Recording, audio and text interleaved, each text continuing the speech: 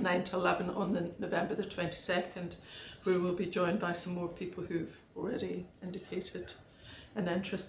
What the university seems to need, I should probably get shot for saying this, is not so much money, but bidding pipelines. You know, you're all right as long as you're seen to be making the effort. Everybody understands that actually bringing in large sums of money, or even small sums of money, is quite dependent on contextual factors that you may not be in control of. But what they like to see is a plan for the year, and we've done well, in OpenTEL and convincing them that there are synergies and groups of people that want to work. So on your agenda it says table miscellaneous.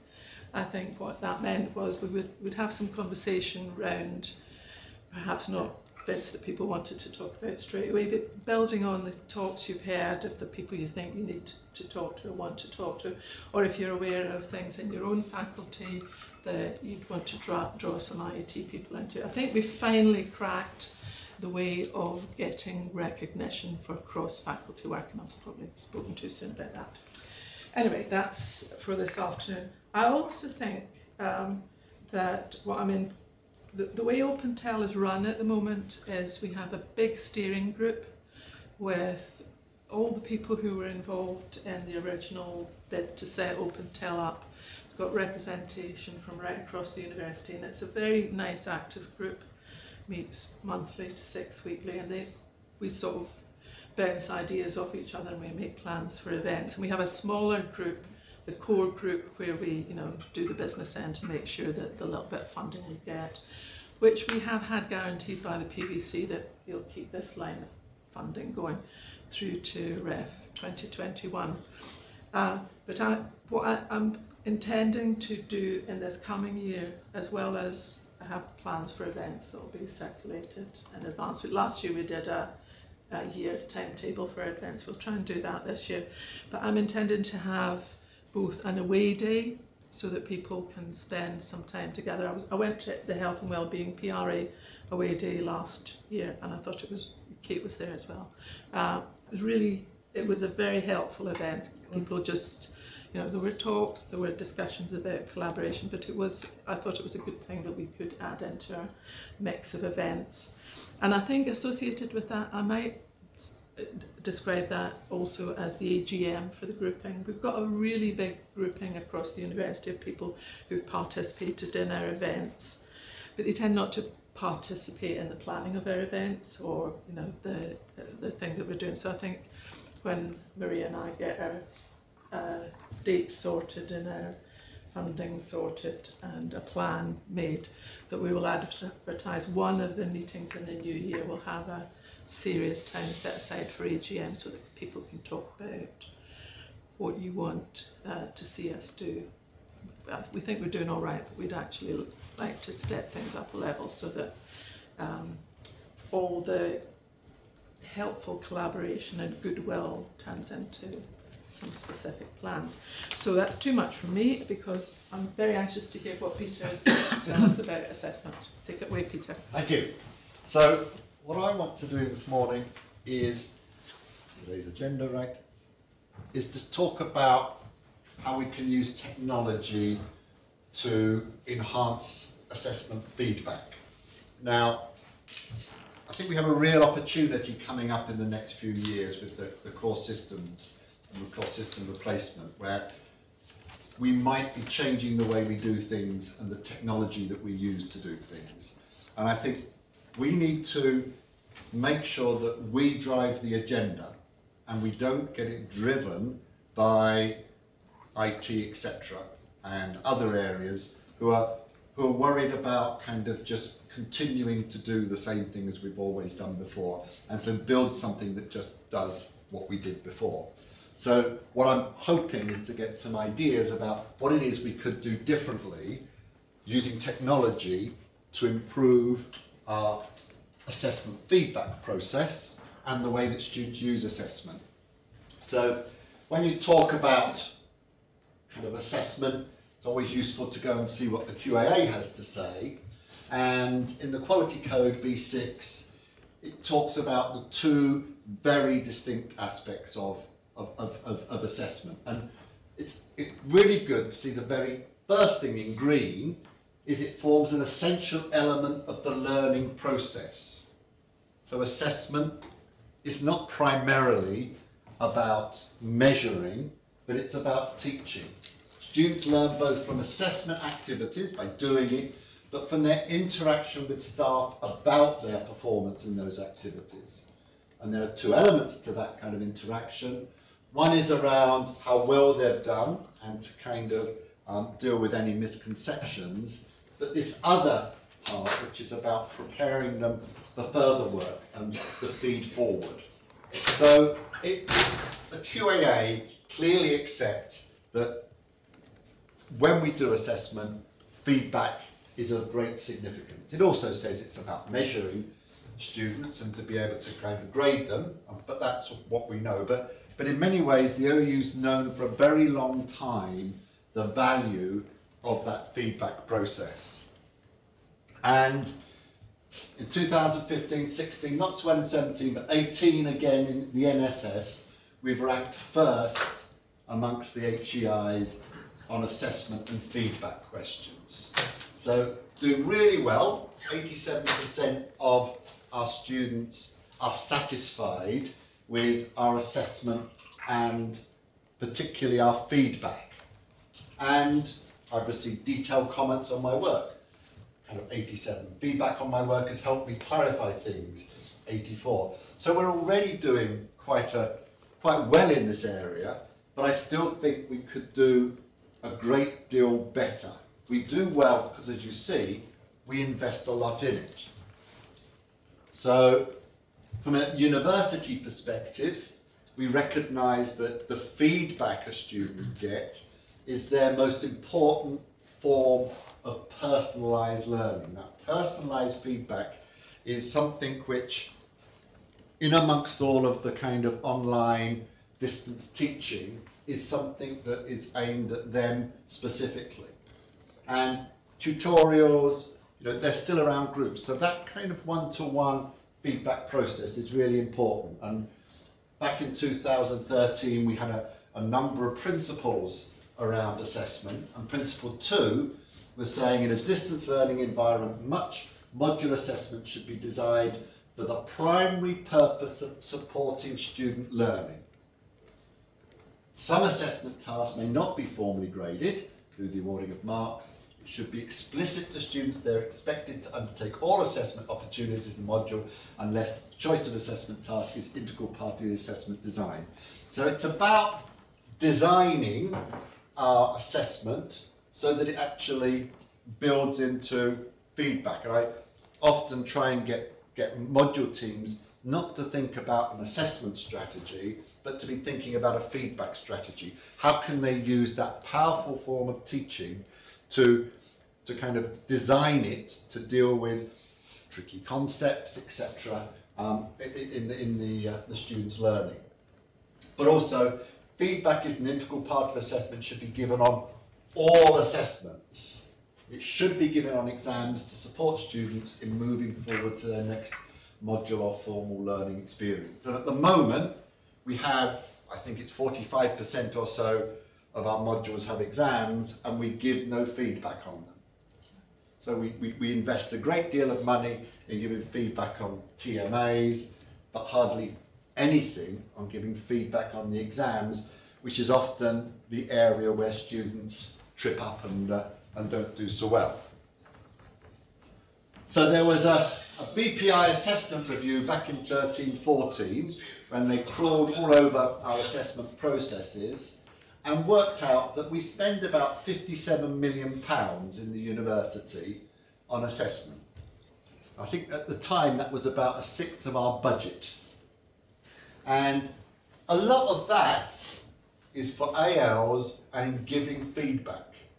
And that's why we do so well within the OU in terms of the NSS, because we invest in ALs having the time to do the appropriate feedback.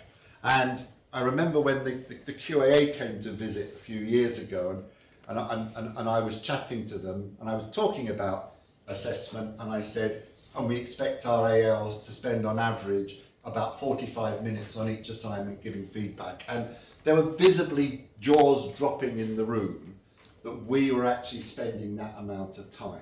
And that's, that's why it's all joined up.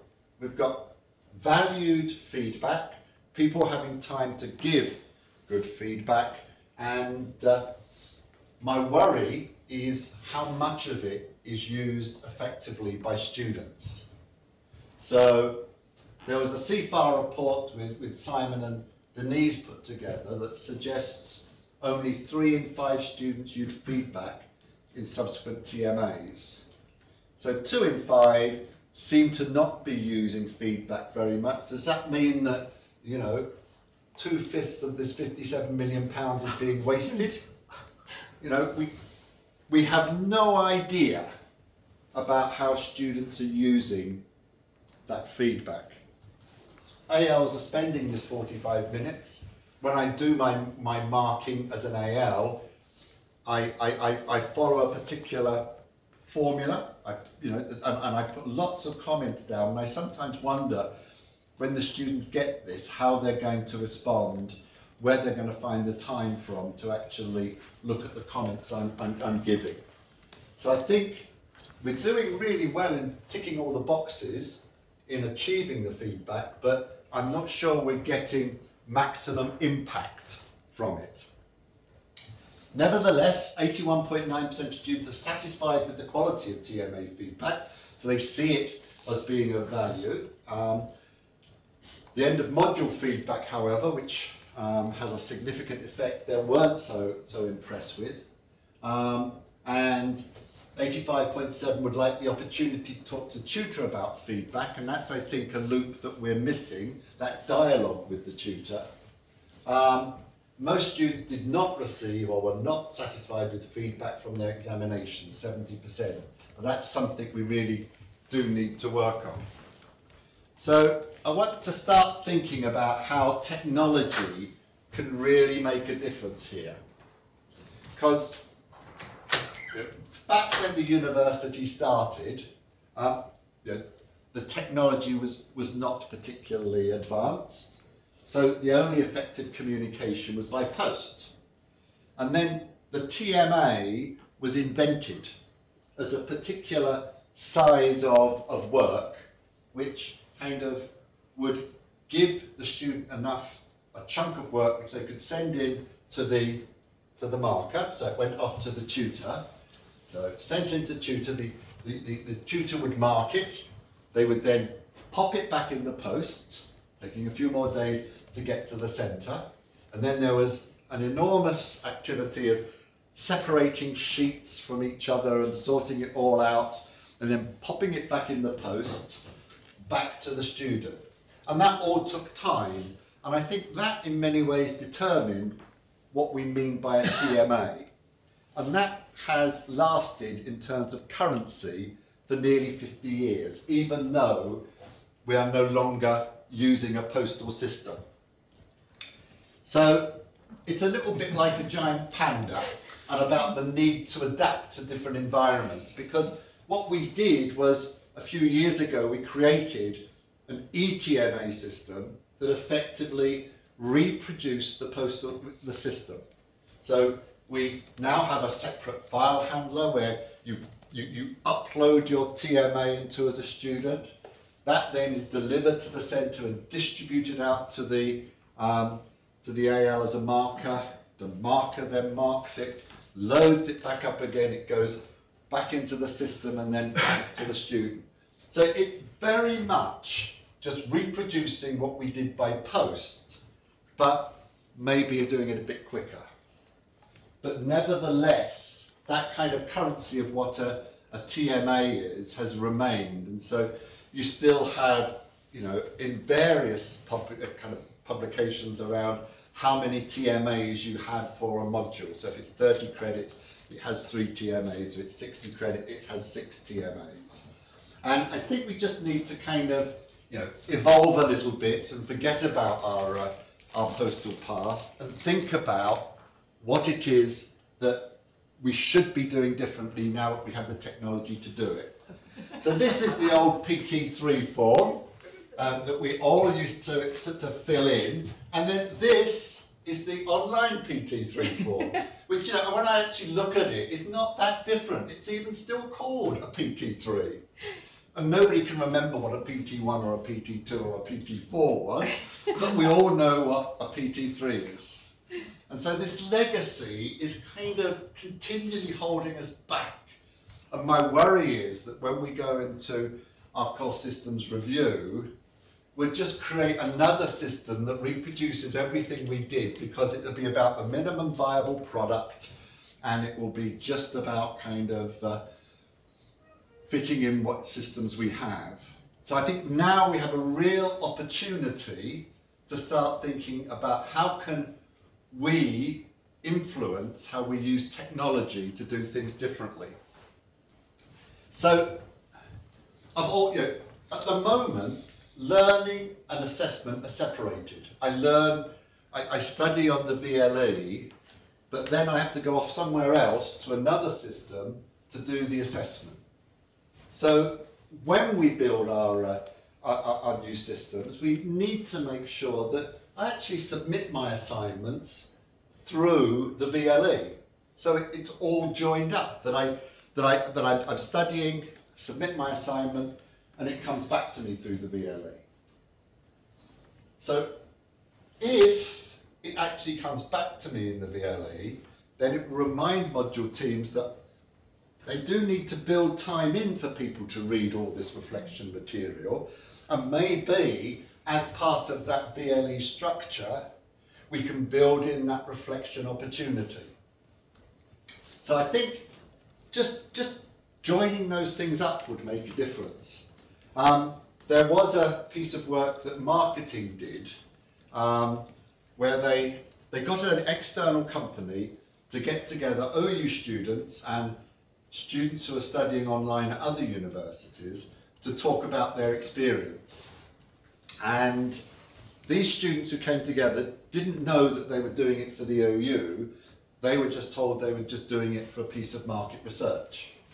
And unfortunately I can't show you the videos, but when they start talking about assessment, the OU students are all of them talking about how clunky it feels, how separate it feels, and all of the students who are studying online at other universities are kind of looking shocked and saying, well, I just press a button and it goes. So there's some real learning we could do here, because maybe that if I'm kind of doing my work on the VLE, and this is, I submit it on the VLE, I get it back from the VLE, and I can start to maybe enter into a dialogue at that point with my AL. But more importantly, can we then use that as a diagnostic to understand how students are using feedback? Because if we're investing millions of pounds in giving feedback, we really ought to be measuring how students are using it. So using technology to actually track what students are doing with the feedback they get would be really, well, it would not be interesting, it could actually be really eye-opening and change the way we do feedback. More importantly, why can't I do my kind of TMA questions or whatever, my bits of the TMA as I'm studying? So I could study a bit, answer one bit of the question on the VLE, study it, answer another bit. And at some point, when I've done the last bit and I press the button, it collects them all up together, sends it off to the tutor, and I get it back again. So there are just so many different ways in which we could get students submitting, but also getting feedback by using technology. But then again, as we saw, that PT3 hasn't changed very much. It's still text-based. So why can't I use audio and video and other means to give feedback? So as an AL, why can't I just record a very short video that goes back to and would pop up in the student's VLE? I and others have tried this, and you do have to record it as a separate file, then you have to download it with everything else, and then the student has to upload it. They need to make sure they've got the appropriate kind of video file reader. And it's just very clunky doing it that way. So I'm sure that we could build into our systems easy ways for ALs to be able to give that audio and video feedback and make sure that students can easily recover it by the press of a button. And similarly, if that tool is available for ALs, that would be available for students to be able to reflect upon their TME, reflect upon the feedback, and for ALs to get that as well. So, you know, this isn't rocket science. It's things that ought to be straightforward that we don't do at the moment, but with the new core systems we ought to be making sure we do. Marking doesn't need to be online. That's one of the concerns that ALs have all the time, is about having to mark online, but I'm sure it doesn't have to be online. But modern marking tools also allow you to put comments on the script. So if you're marking a script, at the moment I'm putting various comments in green or whatever, but I used something called Notability, which enabled me to, again, pop little audio kind of sound bites at various points into the text. But again, it's really cumbersome having to try and retrofit everything, and therefore having a system that was built that would enable me to do that and enable the student to readily pick it up would make it so much easier. Also, this idea around common mistakes. So when I'm writing the TMA, I could almost start putting up my bank of comments for the AL, and certain companies that provide marking software say that, you know, by providing banks of comments, you can make marking, you know, almost 40% quicker. So we ought to be able to make the whole marking process a lot quicker by putting in those banks of comments, by kind of updating it online. Then the group of ALs as practitioners can share those comments. I think we need to do a little bit of work to make sure that it's still personalised, that we don't get people just saying, I'll pull down that comment, and that comment. But I think, you know, that's just around kind of staff development.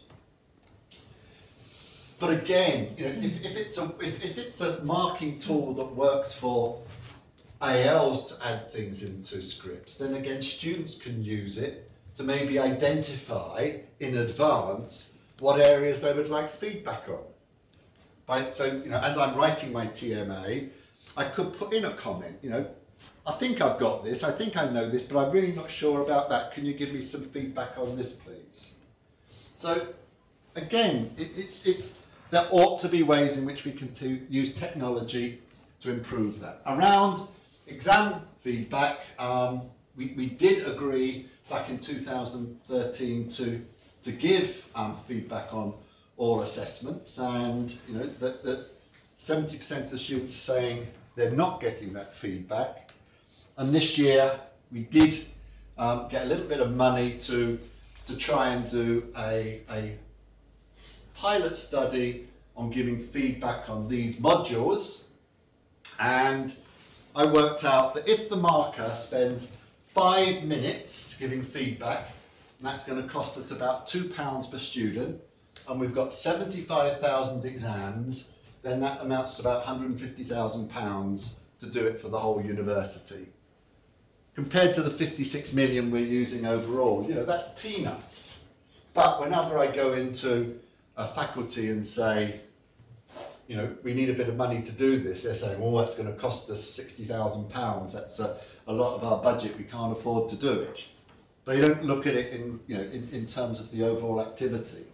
But what we did in 2018, we got module teams to produce banks of statements in Word or Excel, and the marker could again cut and paste things in to give a response. I think it was S111 used Excel in quite a creative way to be able to, just by ticking a number of boxes, it created this letter which gave you quite personalised feedback depending upon what you ticked. And it was quite a straightforward thing for ALs to do. And then other areas have actually wanted to do free text feedback. So we've got various kind of mechanisms. It depends upon whether you're giving feedback on the whole exam or on individual questions, etc. One of the things is all the feedback goes in, and so it comes back to the student at the same time as the exam's released. Unfortunately, we've not got any means. We tried, but at the moment we haven't got any means of being able to track whether the students are actually picking up that feedback. But again, that's something we ought to be able to do in the future. And I think Wayne is involved in a project which is evaluating the output of some of this. So this is where we are. This is where we should be going. And as I said, the opportunity of our core systems replacement provides us with this opportunity, providing we make the effort to insist we change the way we do things and don't let other areas of the university say, well, we need to build it this way because we've always done it that way. So that's my message for that. Thank you.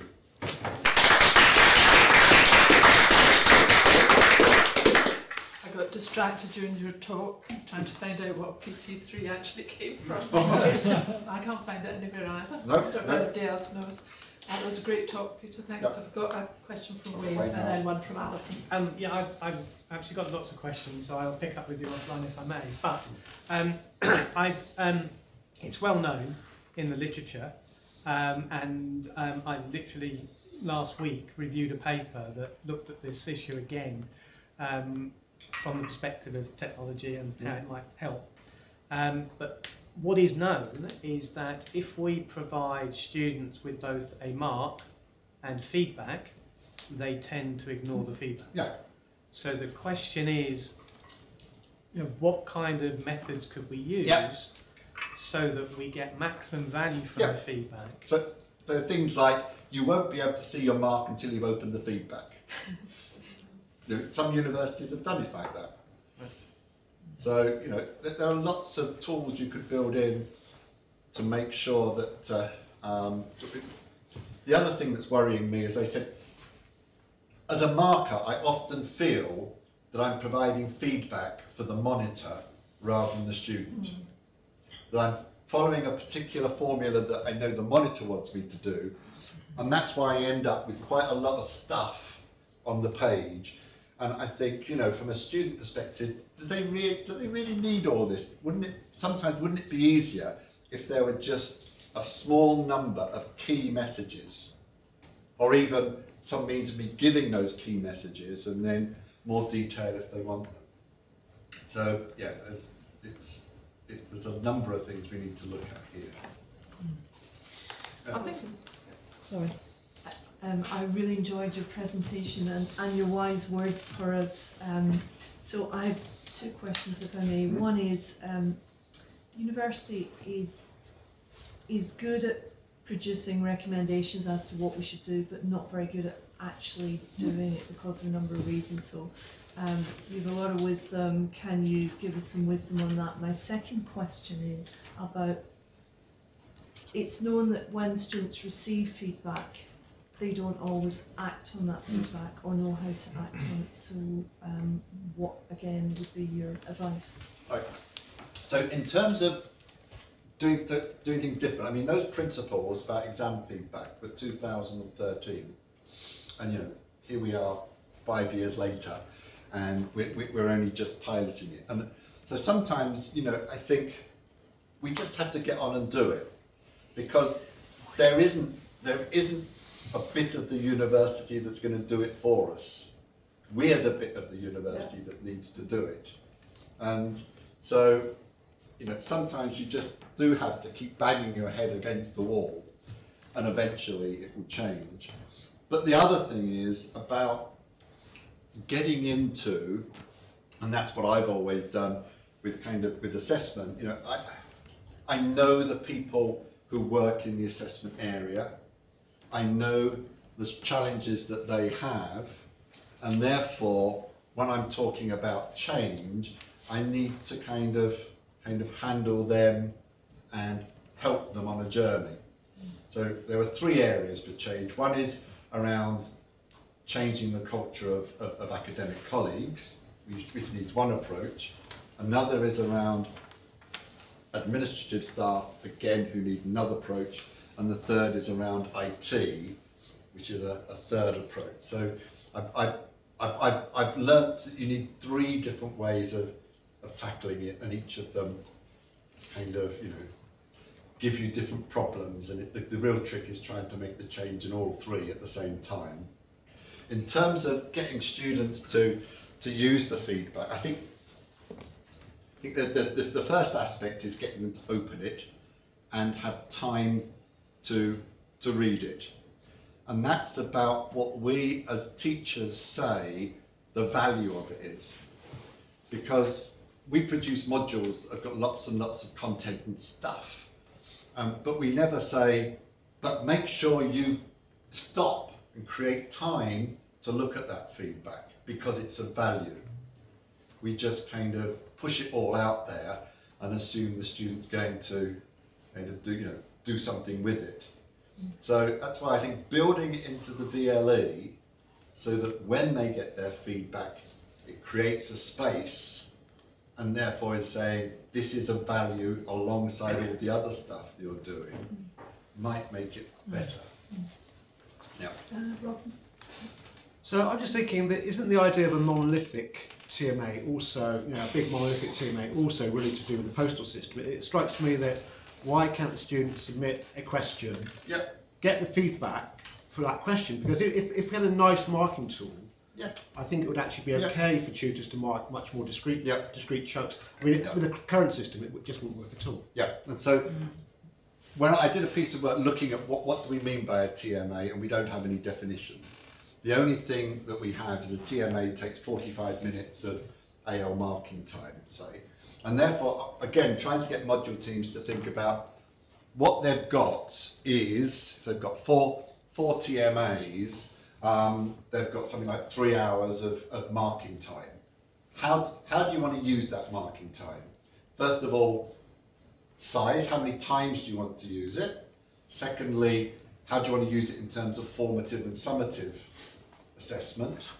And, you know, and in terms of weightings and other things. So just trying to get people to kind of move away from that really monolithic currency that we have and think differently is again a cultural change that people don't take very easily. Great, I think we should thank Peter and move on to Stephen, who's going to talk to us some more about formative feedback.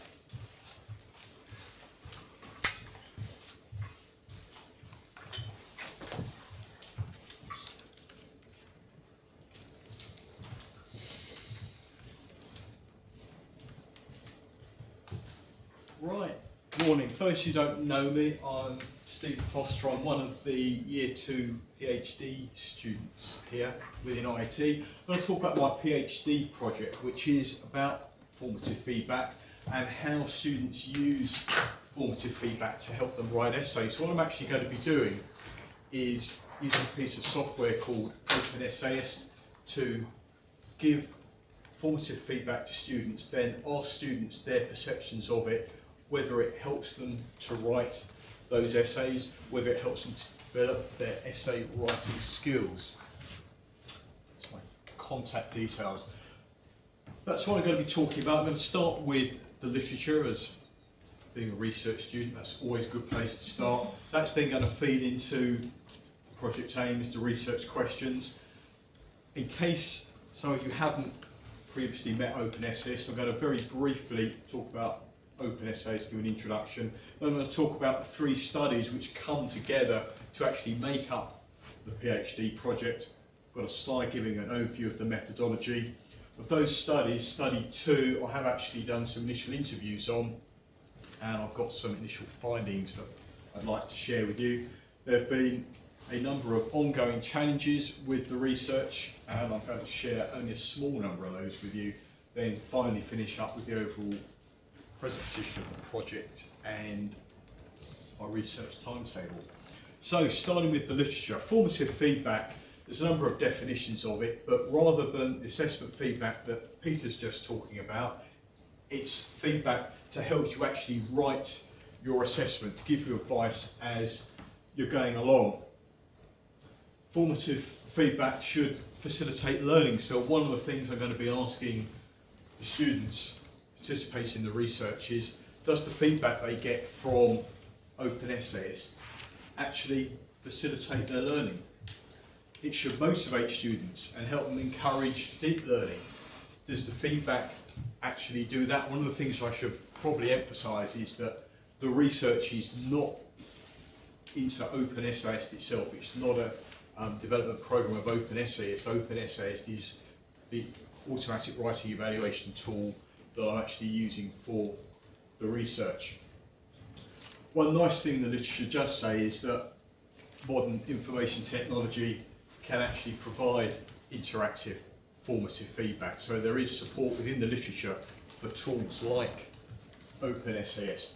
One of the things I think is very important, which pointed out there by Hattie and Timperley, is that feedback is one of the most powerful factors affecting learning, which in fact probably goes back to some of the things that Peter was just saying about assessment feedback. But that effectiveness does vary on how feedback is delivered. So in terms of students, if they're having feedback from an automatic writing evaluation tool such as Open Essayist, do they perceive that that is effective as feedback from tutors, or do they not perceive it's as effective? Students have expressed a desire to have more formative feedback, and I'm going to be interested to know whether or not tools like Open Essayist actually meet that student need. Automatic writing evaluation is not new. Going back to the 1960s, there was a chap called Page, who was an American lecturer, who developed one of the first, I think it was the first automatic writing evaluation system. Many of the systems overall, and I'm using this term, automatic writing evaluation, very often give a grade and look at the summative side of assessment rather than the formative side. Open Essayist doesn't give a grade, and I'm not looking at assessment software that does give grades. There's been a fair amount of research into automatic writing evaluation and its effectiveness. One of the articles that I keep coming across as I read through the literature, this one by Stevenson and Fatiki in 2014. They did a meta-analysis of, I think it was some 70 articles that have been written on automatic writing evaluation, and they found that at that time there was quite modest evidence to suggest that automatic writing evaluation software actually improved the quality of student essay writing. But perhaps importantly, they did establish that none of the research concluded that automatic writing evaluation software was less effective than tutor feedback. And in a similar vein, Evans has done meta-analysis of research and suggested that many of the studies had small sample sizes and you couldn't generalise from that. And that's one of the challenges I've had with my own work so far. For my MRes, I had a small sample size of only 6 people, which is too small to be able to do any statistical work with, to be able to generalise from. One of the interesting things within the literature, and again this is highlighted by my own research, Tilly in 2004 did some research into a piece of software called Criterion, which does actually give a mark. It's a piece of American software. He omitted 71% of his data set because the participants hadn't actually used the software and hadn't used the software to redraft their essays. In my MRes, I might have only interviewed 6 people, but of those 6 people, 2 of them didn't use the software that they had access to. So I was quite interested to hear why they hadn't used it. And commenting on Tilly's work, Stevenson and Fatiki have said that for over 2/3 of a cohort not to make use of automatic writing evaluation software, does raise the question as to whether or not automatic writing evaluation is able to encourage students to redraft their essays. So I'm going to be interested to speak to students to get their views on that. Can it encourage them to redraft their essays and to write better essays? So coming out of that literature, got my research questions. How do students use automatic immediate formative feedback to help them write essays?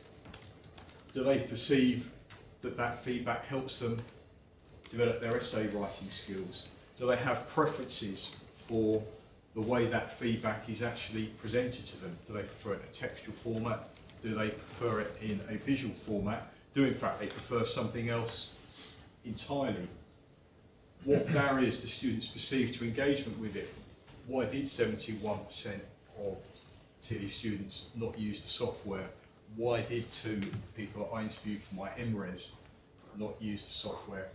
And what do students perceive as the benefits to them of automatic immediate formative feedback? That goes beyond helping them actually write their essay. It goes into the realms of, does it actually encourage deep learning? Does it actually, for example, motivate them to do their assignments and complete the module that they're on? Going slightly off track, I want to talk very quickly about open essays, just to give a flavour of that. If you just put your hands up if you've heard of open essays to know a bit about it. So about 2/3 of you do know what open essayist is. Open essayist is an automatic writing evaluation tool developed in conjunction with the Open University and Oxford University. It's a web-based application. Students paste into it their assignment, press a button, and about 30 seconds later the software comes back with feedback. The feedback is on what they've written. It doesn't tell them what to write, and the idea of it is that it encourages them to reflect on what they've written, on whether what they've written, 1, what they intended to write, and 2, the extent to which it actually answers the question set in the assignment. So I've got on the slide there 4 examples of open essayist feedback. Top left is an example of key sentences. One of the things open essayist does, it selects 15 what it considers to be key sentences within an essay, and that provides an abstract summary of what's been written to encourage reflection. Open University assignments have a word limit on them. My experience as an associate lecturer, I'm aware that students don't always use the word limits. When module teams write assignment questions, they assume that students will use the word limit, and to get maximum marks, students do need to make good use of the word limit. So that bar chart there shows the student how many words they've got within their assignment, how near the word limit they are. Top right is keywords. There's a number of ways that open essays can actually produce keywords, one of which is in that graphical format, but there's also a textual format as well. And bottom right is the rainbow diagrams. Part of my research is going to focus on how well students understand these. What they do, each of those dots represents a sentence within the essay, and although this is an oversimplification, the closer and more compact those dots are together, the better written the essay is from a semantic point of view. The more spread out those dots are, the less well written, well structured the essay is. So the essay on the left there is a better structured essay than the one on the right. Moving on to my study itself, it's made up of 3 studies which build up in the numbers of participants that I'm going to be using and build up in complexity. So study 1 is retrospective exploration of students' perceptions of formative essay feedback from the rainbow diagram. This is going to be quite a small study. Participants are going to be drawn from Crete students within Wells. I'm going to be making use of eye tracker and an interview for that.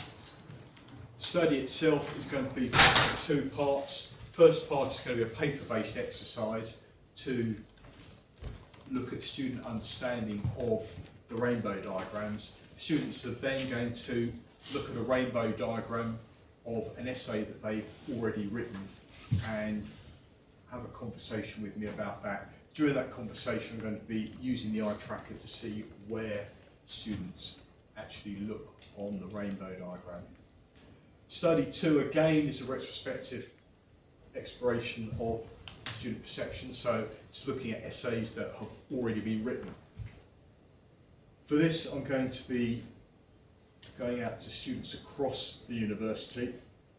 A sample of 300 students are initially going to be invited to take part in this. In fact, the first round of interviews has already been completed for this. The idea here is to get students to talk about different types of feedback. Open essayist feedback, tutor feedback, and feedback from an on-demand tutor service. One of the things the university's recently done is run a pilot with an on-demand tutor service whereby students can submit their essay to the service, and within 24 hours they get feedback from the tutor service in a format very similar to what students will get from their own tutor. And I have had one round of interviews in respect of this already. With over 300 students that I invited to take part, only 3 came forward, and 1% was not a particularly good uptake for that. Study 3 is a change from the other 2 studies because this is going to be an exploration of open essays working live with some level 2 modules. I'm hoping to go out to 3,000 students with this and hopefully have a better response rate than I have with study 2. Students will use open essays for 2 TMAs. They'll then complete an online survey, and I'm also hoping that some of the students will offer to be interviewed, and I've gone in at level 2 in respect of that. So that's an overview of the actual study, the methods that I'm using, the research questions that I'm hoping to get answers to from each of the studies. I mentioned I've had some initial findings from study 2, only 3 participants, which I was disappointed with. I've not done my main analysis on the interview transcripts yet, so this is based on my interview notes. Those 3 people, 2 of them greatly valued the feedback from module tutors and expressed a desire not to receive less tutor feedback. 1 student, which in fact comes back to something Peter said, didn't really use tutor feedback because they got the marks they hoped for and they wanted to move on to the next TMA. All 3 participants did agree that the key sentences within open essays presented a useful summary of the content which could be used to check whether their essay was on track, and all 3 thought the on-demand tutor service was useful. Perhaps the most interesting thing is that all 3 participants were asked to rank those 3 forms of feedback, rank the tutor first, rank the tutor on-demand service second, with 1 exception, and ranked open essays third. 1 participant did decide that they weren't prepared to separate out the on-demand tutor service and open essays because they said they hadn't really got sufficient information to do that. Challenges, re-timetabling of the project. I was quite poorly earlier this year. I had to take a 3-month break from my research, so that's one reason why study 2 is taking place before study 1. Scoping of the project. Wasn't too sure initially whether I should just speak to students or should also speak to associate lecturers. I have decided just to speak to students, mainly because going to speak to associate lecturers widens the scope of the project a bit too much. I mentioned I'm looking at automatic writing evaluation systems, not specifically open essayist. So one challenge I've yet to resolve is, do I only use open essayist, or do I try and get access to data using another automatic writing evaluation system. Obtaining research participants. This at the moment is probably my biggest concern regarding my research, is actually gaining access to students to use the software so I can obtain the data that I want. Each individual study has presented a few challenges itself. Just giving an example of study one there, I've had to learn how to use the eye tracker, how to design an eye tracker experiment. I also had a few challenges getting examples of rainbow diagrams from the electronic environment into the real world to use for my initial paper-based test within study one. Present position of the project, study one is on hold but is ready to go. Study two, I've just gone back to SRPP to get another sample of students. The first round having only produced that 1%, and study three is in the final preparation. I'm just about to send my applications off to HREC for that. That's my research timetable going forward. I've got a lot to do over this autumn period to try and bring everything together, as well as keep going with the ongoing literature review. So that's what we talked about. Gone through a lot there. Has anyone got any questions? Robin, and is that Kate? Are you? No, sorry. Robin, and then we'll see So who else wants to say. my first question is, I mean, it seems quite reasonable in a way that you focus on student perception, but how will that feed into us understanding how your students learn from kind of more of an external perspective, rather than just their own opinions? I'm hoping that the students themselves will actually tell me how they learn from the feedback that they get. It should be through reflection on it and thinking, well, this is what I've been told by software, this is what I intended to write, and by thinking about it, realising that they perhaps haven't written what they intended to write, or have done something, written something that's incorrect. Okay, good. So second question is really about thresholds. So this in the last talk talked about people not using feedback. Yes. So I can imagine if I do a question that I found quite easy, and I get the feedback, I read through it, and I see one or 2 points, I think, yeah, I just forgot that. You know, I knew that, but I just screwed up there. Does that count as using the feedback, or is there some threshold between someone actually reading the feedback and actually making use of it subsequently? It's an interesting point. I think, again, I'd be expecting that to come from the conversation with the students, because if they've looked at something and decided that they're not going to use it, that to me is different from just ignoring it and not using it. So that then I think comes down to whether or not they actually get some material value out of the feedback as opposed to dismissing it.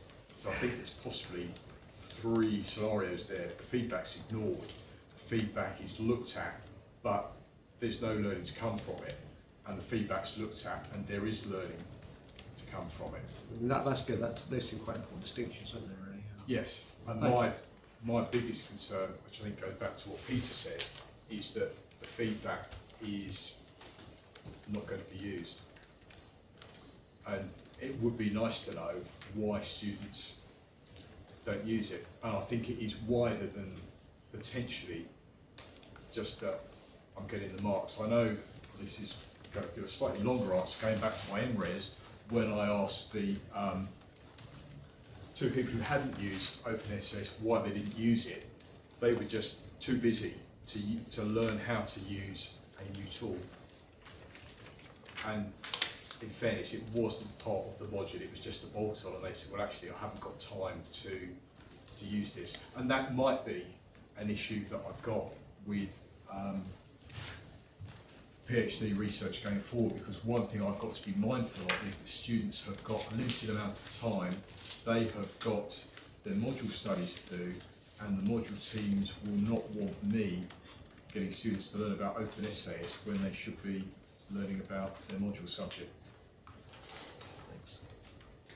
So I've got a question. Is there anybody else who wants one before? Oh, sorry, Nashra. Why don't you go first then? Okay. And I'll use mine as the last. Right.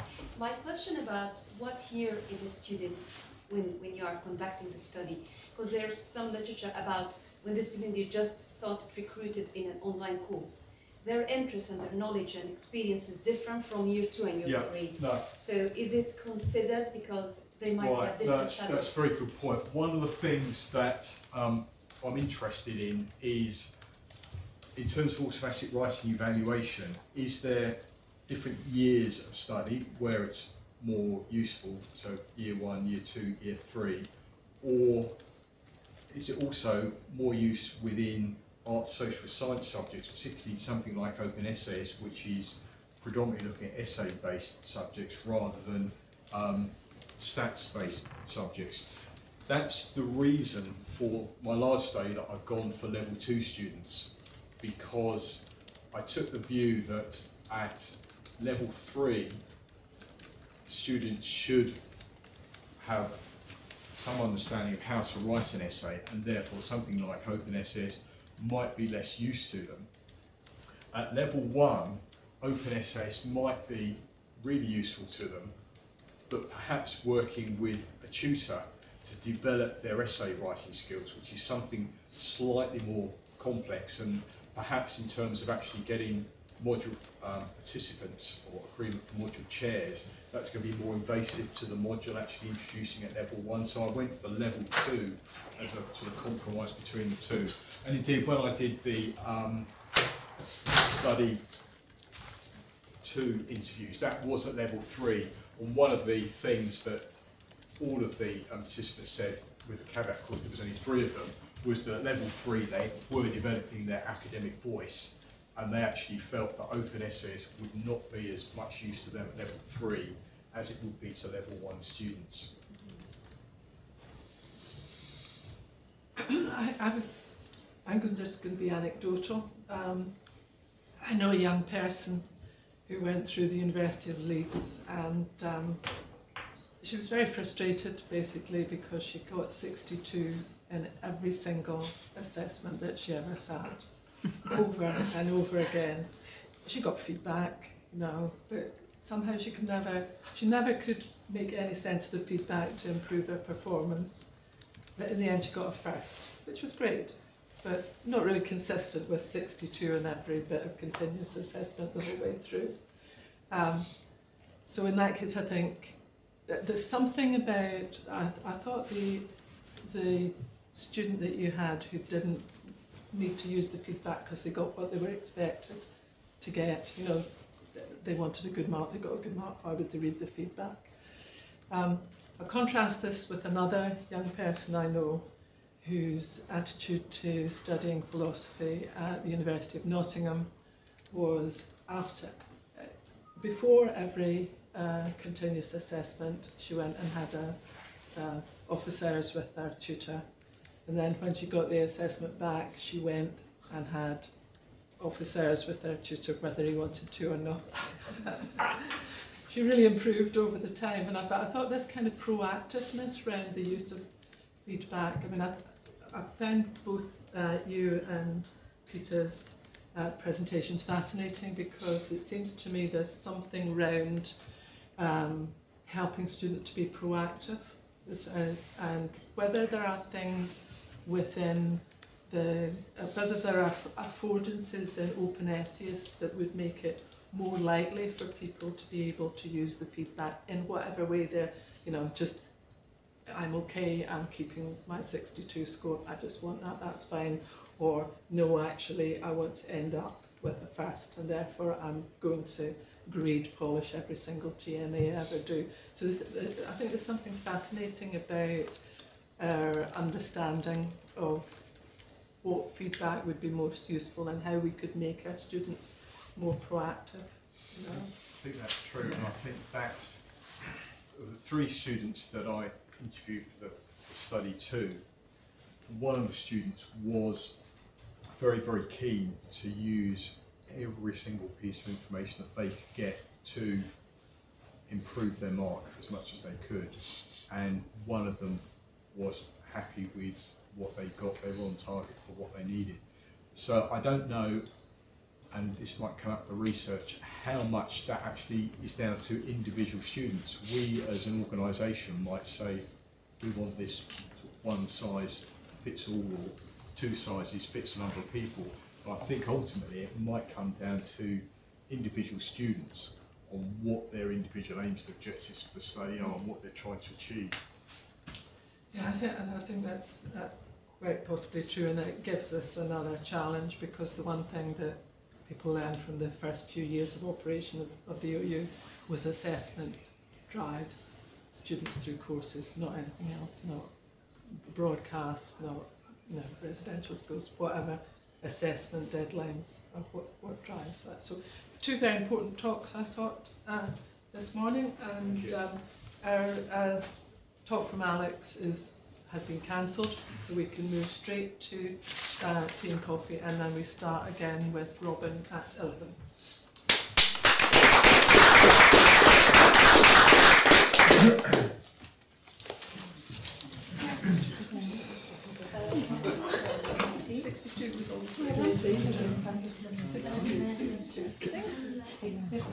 Can I just comment? Don't give up on scientists. I went to a talk yesterday, which was given by a chemist, and his thesis was that scientists don't write good essays, and that he was setting up separate compulsory essay writing classes for his group of chemists. I'm quite possibly going to have to change what I'm doing, because for that study 3,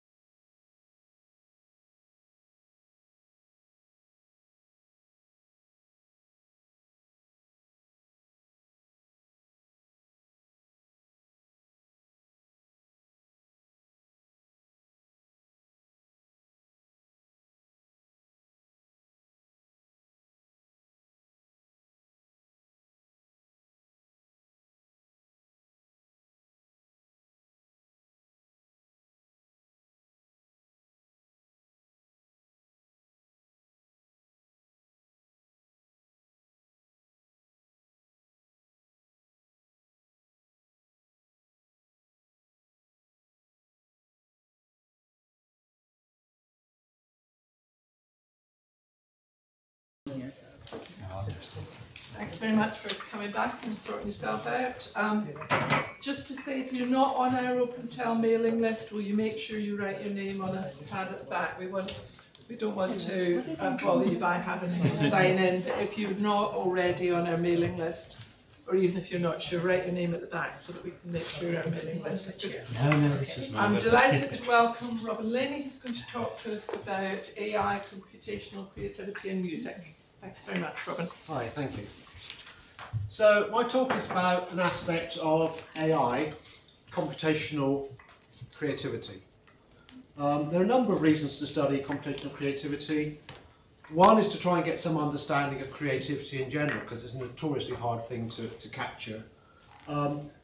Secondly, to build creative tools. So either tools that are just creative in themselves or tools that enhance human creativity through collaboration. So both of these aspects, I think, have educational implications, so hence why I'm here today. My talk is illustrated with examples from music, but I've tried to keep them very, very simple, so I'm hoping everything will be followable. So I'm going to talk about four things. Models of creativity, and I'm going to think about these in terms of spaces of creative objects. I'm then going to talk about statistical models as a way of defining these spaces. And then I'm going to look at two tools that were developed at the Open University, OpenMelody and Rachmaninoff.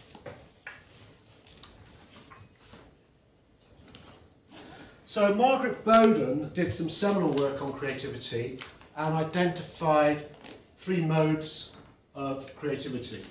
The first of these, combinational creativity, it's a very common idea. It's this notion that you create by having ideas and bringing them together. So the idea, for example, the first person who thought of taking a horse and cart, get rid of the horse, stick a steam engine on there, was making a creative step. Second form of creativity is exploratory creativity. And this is a notion, you've got some space of objects, you're searching through that space, looking for objects that interest you in some way. And that's what I'm going to focus on today. So for example, if we think about Beethoven writing the piano sonata, according to this model, what Beethoven was doing, he knew a lot about what a piano sonata was like, and he was searching for one, from a space of possible ones, that it was of interest. Okay, clearly his practice would actually be very, very, very iterative, but that's what the model will say about that. So the final version, transformational creativity, is the notion, okay, you've got this creative space. Can you transform that creative space to a new space so you can now create new things? Okay, so for example, in music, for many, many years, hundreds of years, Western art music was tonal. Okay, in a very loose sense, that means when you listen to a piece of tonal music, that's based on scales, and certain notes within those scales are being privileged. They're occurring more often than other notes. Schoenberg famously said, well, let's drop that, let's treat every note as being equal. This is how he came up with serialism. So in a sense, Schoenberg had transformed from the tonal space to the serial space and was then able to create new things. Okay, so I'm going to focus on exploratory creativity. What we're doing here, as I've said, we're searching a space. We're looking for things that are novel in order to be creative. Typically, we want these things to be useful in some sense. And for example, in the case of music, we want the things we come up with to somehow conform to style. So if I'm asked to write a piece of Baroque music, there's certain stylistic things it needs to adhere to. Computationally, we need some sort of evaluation function. We need to be able to find an object and then say, well, is this the sort of thing we're particularly interested in? Now, if we're talking about human creators, we'd also expect some sort of reflection. So if Beethoven, again, is composing a piano sonata, we might think, well, maybe he'll think about what he did last time he did a piano sonata. Maybe he might reflect on that process and change the process in order to come up with new or better things.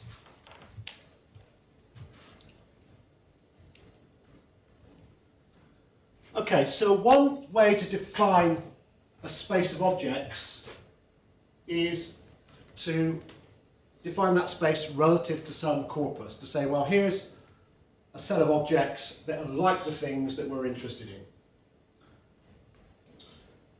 So in music, often we might take hundreds of pieces of music as our corpus. Okay, often we'll take, for example, for various reasons, the hundreds of the hymns written by J.S. Bach. So to keep things simple, I'm going to use a very, very, very tiny corpus. What I'm going to do here is I'm going to use one phrase from one very simple piece of music, Twinkle Twinkle. Okay, so I'm just going to play that, just to remind us what it sounds like, obviously very important. I can possibly get this cursor.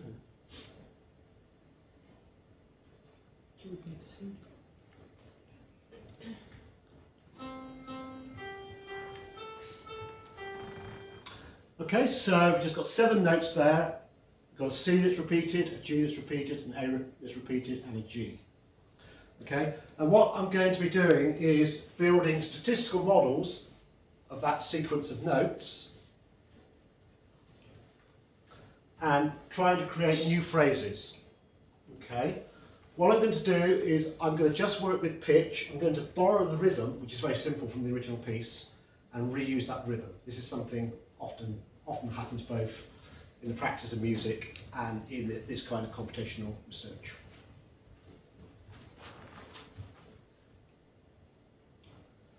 Okay, so I'm going to build a very simple statistical model that says how often does each note occur. Okay, so we saw that C happened twice at the start of the piece. There's 7 notes in total, so C occurs with a probability of 2/7. G occurs a bit more often. G occurs 3/7 of the time, and A 2/7 of the time. So what this model is saying is, well, we've just got 3 notes. G tends to occur a bit more often than the others. What we can then do, if we've got a random number generator that can generate a number between 1 and 7, we can generate a sequence of numbers and then map them onto pitches. So if my first number is a 1 or a 2, I can map it onto a C. If it's 3, 4, and 5, we map it onto a G. And this will give us the effect of having slightly more G's than C's or A's. Okay, so I've taken this simple model and generated 3 new phrases. So my model, in a sense, has created some new phrases. That's not too grandiose. So what I'm going to do is now play these 3 phrases, have a think about which you think is most like the original Twinkle, because remember, in a sense, we're defining the space in relation to the corpus.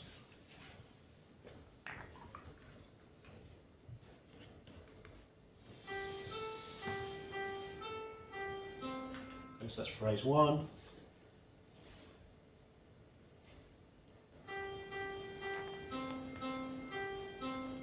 Phrase 2.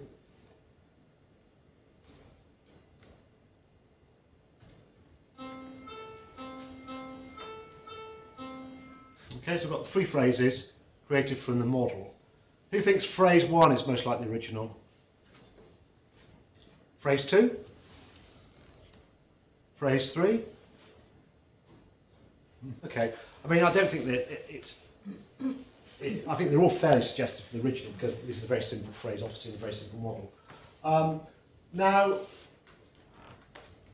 we can think about which phrase is most likely given the model. Okay, now remember, in the model, G is more frequent than the other 2 notes. It's 3 out of 7 rather than 2 out of 7. So the first 2 phrases both have G occurring 4 times. The final phrase has no G's in it. So, in a sense, one measure would be to say, in probabilistic terms, these first 2 phrases are closer to the model, or the original phrase indeed. On the other hand, this final phrase, the first 2 notes, which are a C and an A, that sequence C and A never occurs in the original piece. So you could argue that phrase 3 is showing a bit more of a creative process than phrase 1 or phrase 2. A bit glib on one level, but yeah.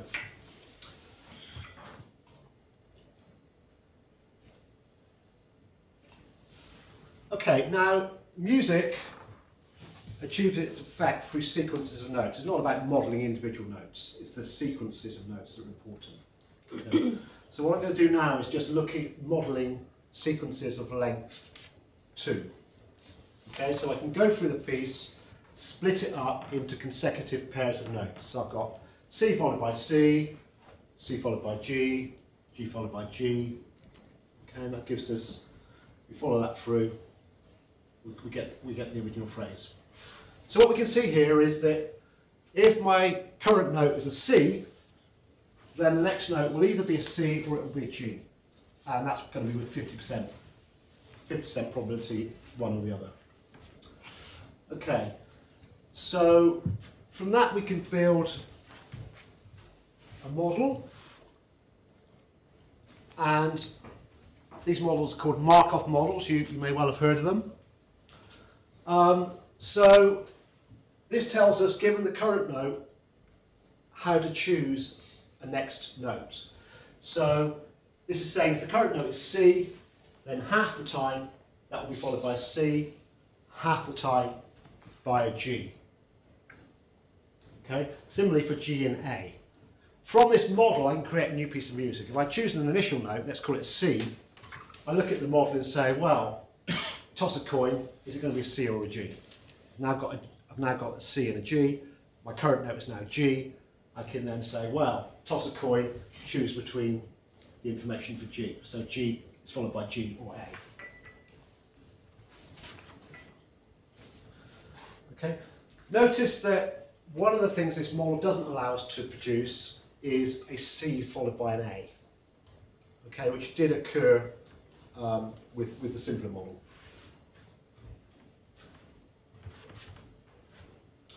Okay, so again, what I've done is I've generated 3 phrases. Again, have a think which of these you think is closest to the original.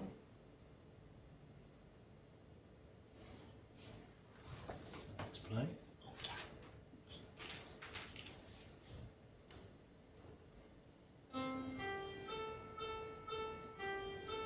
Phrase 1.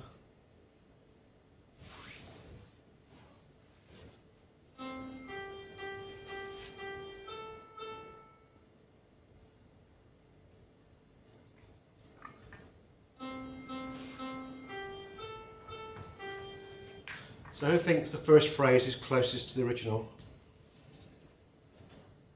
Second phrase? Third phrase? Okay, so in a sense, in a sort of musical sense of you have perceived this phrase as being more like the original, and you've agreed on that much more than in the previous case. You could argue musically this is more successful. As I said, all of these phrases are equally probable actually, statistically, which is generally not the case. I mean, normally these models, you've got a lot more data and you'll be able to distinguish between these mathematically, but the mathematics wouldn't necessarily agree with your human judgment, which was kind of a bit of consensus there. Okay, so if this was a human composer, we might look at this and say, well, they picked up the idea from the original piece that notes often repeat, but maybe they've got a bit carried away. So the A in the first one occurs 3 times consecutively. Second one, the G occurs 4 times consecutively. So we might be asking ourselves, well, is this Markov modelling really going to do what we want it to do? And remember, what we need to do is 2 things.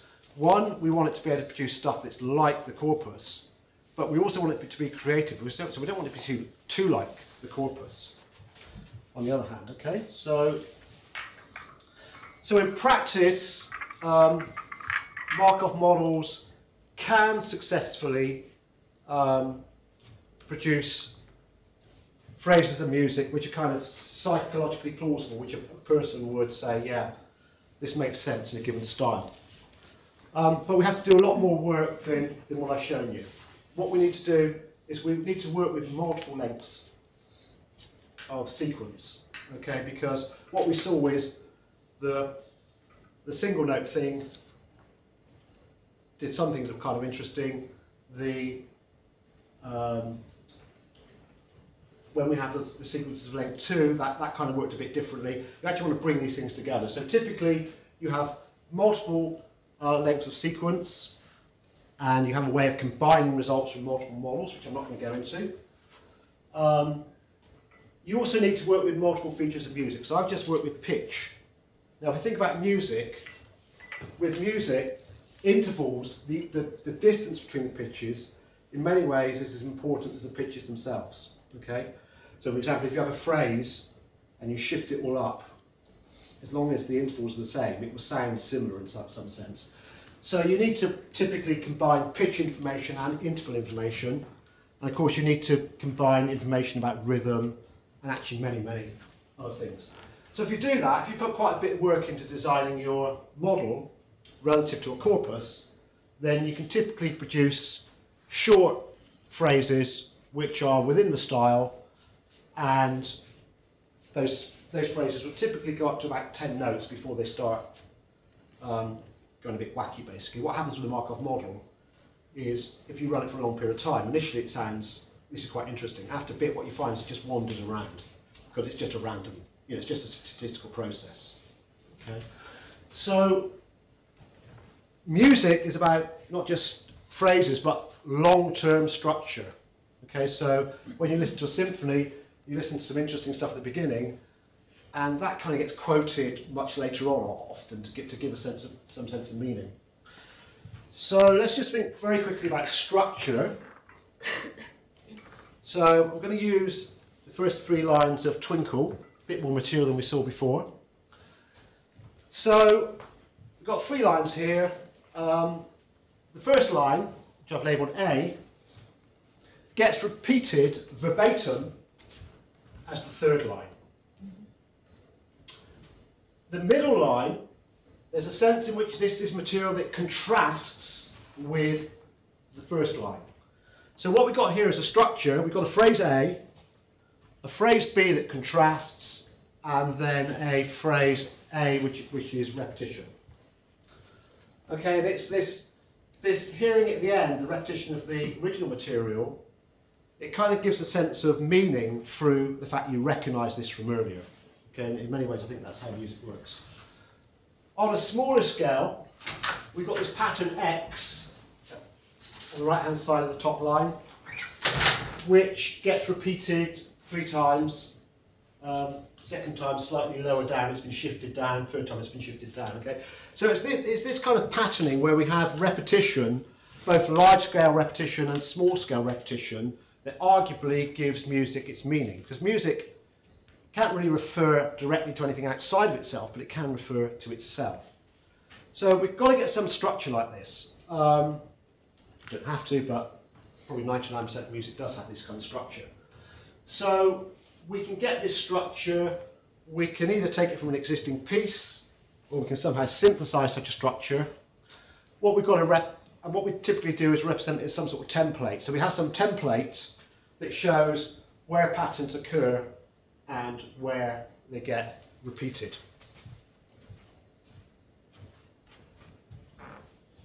So just play this, listen for the repetition.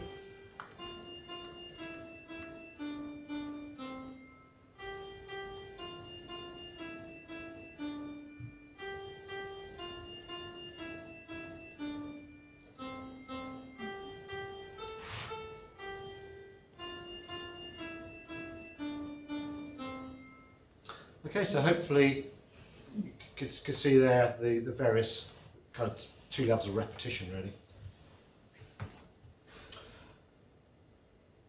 Okay, so I just now want to talk very briefly about 2 tools created at the Open University. First tool, Open Melody, is a collaborative tool, and the idea here is that a user can generate a simple piece in an AABA structure. So a slightly more complex structure than the one we just saw. And the idea here is that we have what's called a viewpoint model, which is quite a sophisticated version of what I've been talking about, where we've got multiple length sequences and we've got many features, and we can choose which features we want to use with which corpus and so on. So what that allows us to do is it allows us to generate a phrase that's like our corpus. And what we do is we allow the user to generate a whole pool of candidate A phrases. We then take the model and we tweak it, mess around with it, so that now when it generates music, it doesn't generate music like the corpus, it generates music that contrasts with the corpus. So I now get a whole load of phrases B that I can generate that are contrasting with that original corpus. So once we've done all this, we've got a pool of A phrases, a pool of B phrases. The A phrases are like the corpus, the B phrases contrast. We can choose an A and a B, and the system spits out a piece of music with an A, B, A structure.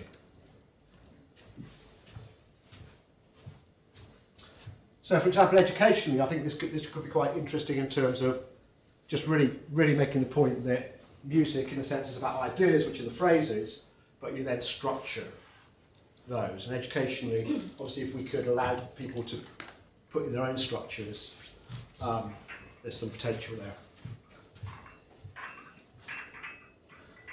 Okay, second tool, Rachmaninoff. This was produced by Tom Collins, a former PhD student. So Rachmaninoff, deliberately slightly misspelt from the original composer's name, because it stands for Random Constrained Chain of Markovian Nodes with Inheritance of Form. Nice and simple. So what this basically is a Markov model, but we impose various other constraints in order to make it more musical. Okay. This works on the basis of a template in order to get this kind of structure where we have repetition at different levels. We take that from an existing piece of music. So what we've got is this template, and so rather than just kicking off the Markov model and say generate music, we say, well, here's a pattern, fill that thing in first, then copy that, then fill in around it. Okay.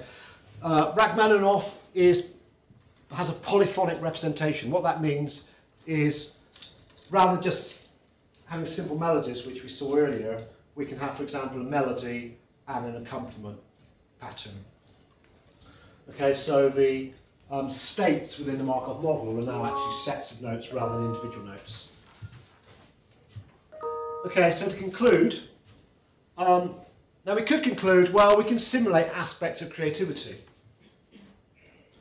but no one can really define precisely what creativity is, so is that a reasonable thing to say or not? To my mind, it's an open question. But we're simulating something interesting in my view. In this work, it's useful to distinguish structure and content, and obviously it's interesting to think about how that would play out in other domains. We can build useful tools. I've just shown you 2 examples. But of course, there's a long way to go to understand creativity. Maybe it's something we never will fully understand. You know, I mean, some people have argued this is a harder problem as consciousness. Thank you.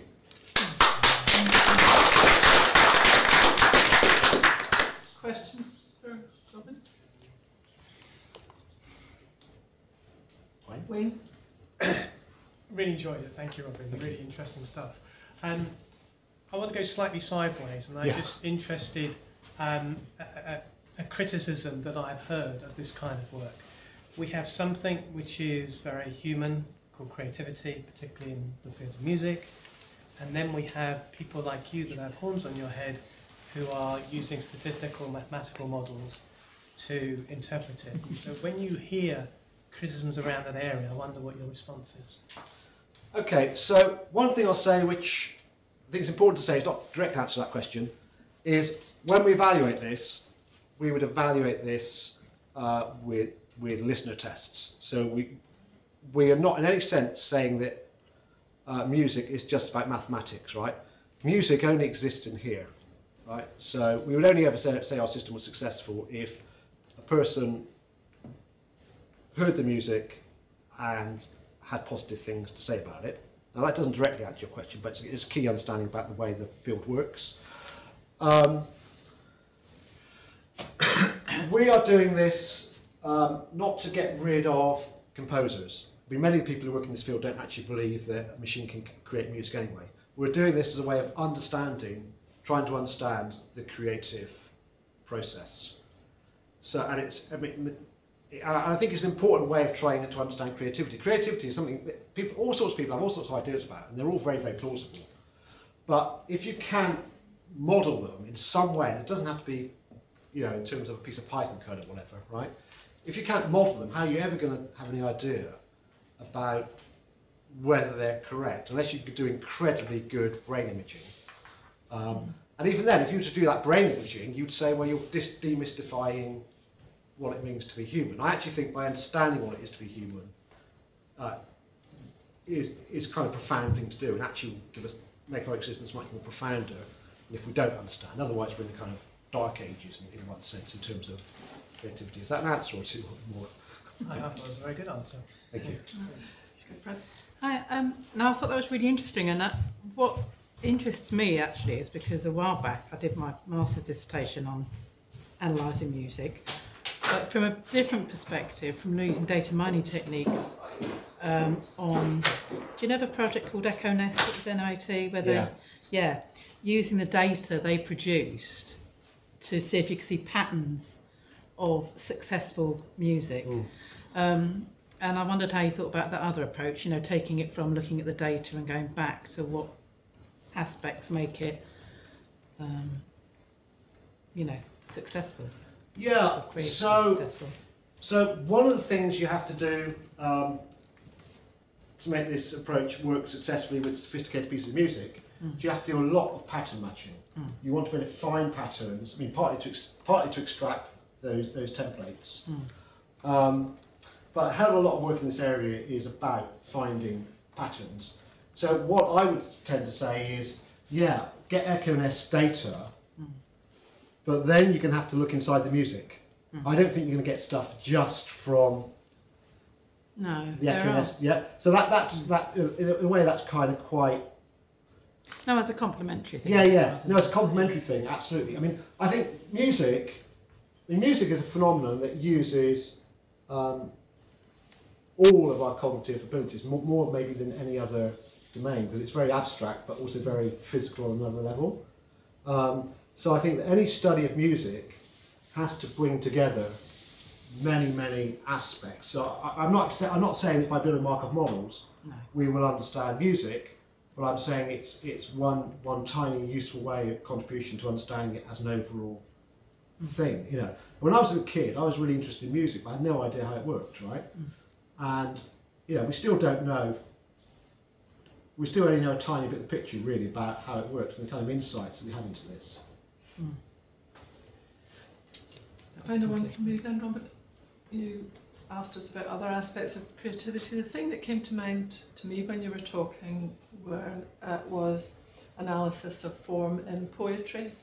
You know, there's this strong tradition of sonnet form or haiku, or and even within, separate from the meaning of the words, even the rhythm and rhyme schemes within. So it seems to me there's quite a lot of similarity in taking one step back from something that generates a lot of emotion, like Wilfred Owen's poetry that we heard a lot about yesterday, and actually seeing that there's the structure here, there are recognised forms, there are ways of fighting against different types of principles. So I applaud the attempt, because I think that gives us, as you were saying, another way in to look at, fantastic creative products.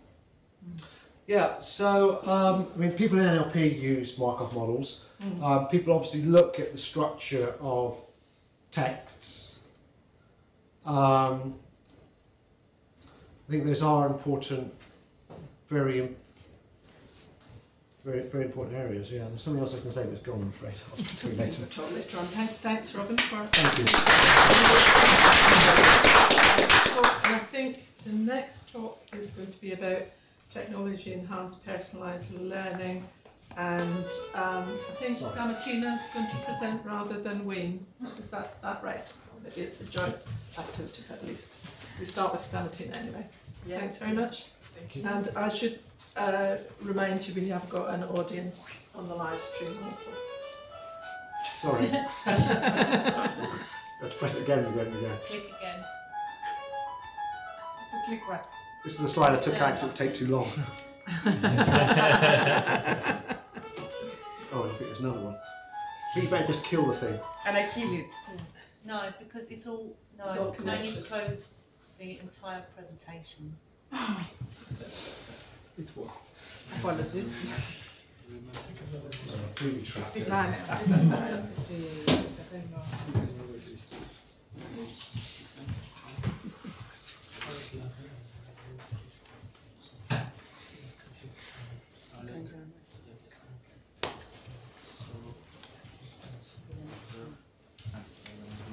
Yeah.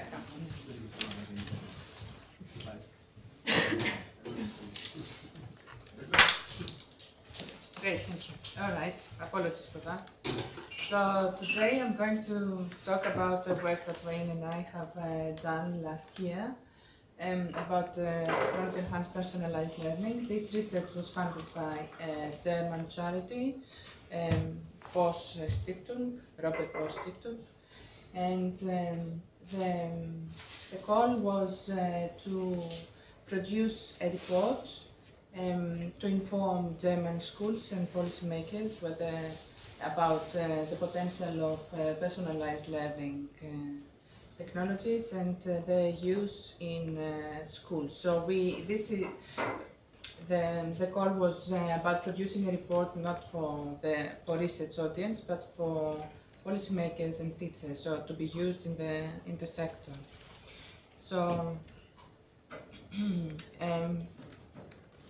this is the report that was produced, and it is both in English and German.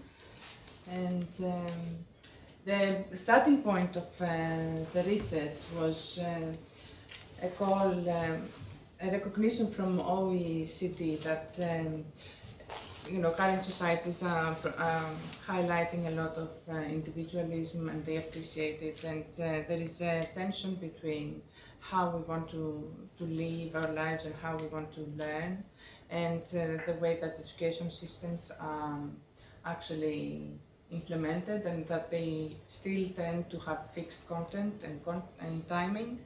And a solution they suggested was that personalized learning has something to offer. So this is what we suggested at the bidding, at the proposal, and we were successful. And therefore we got this research to do, whereby we decided that we would need to untangle the evidence that existed out there, and we came up with 4 basic points. One is that whether technology or not can support personalized learning remains an open but still important question. There is much promising evidence, but we need to go beyond the face value of that evidence. And to start with, we need to realize that personalized learning is complex. So what do we mean by that? We mean that, okay, I'm going to present a set of slides now about how personalized learning is complex, and then I'm going to go to the details of of our contribution. So, personalized learning is not something new. It is something that happens in the classroom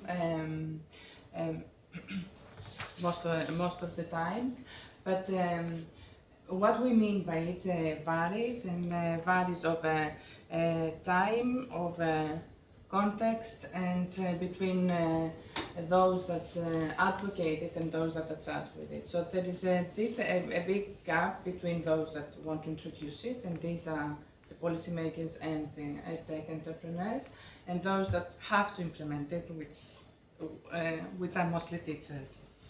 And the personalized learning can have multiple names. which could be a bit confusing, and we don't know exactly what it's meant by each term.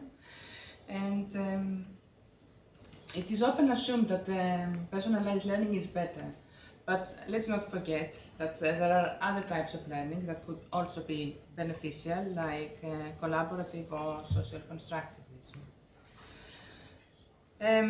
So to add to this complexity, the various descriptions of personalized learning can have many common features, and this could be around the objectives, which is to improve student engagement and achievement.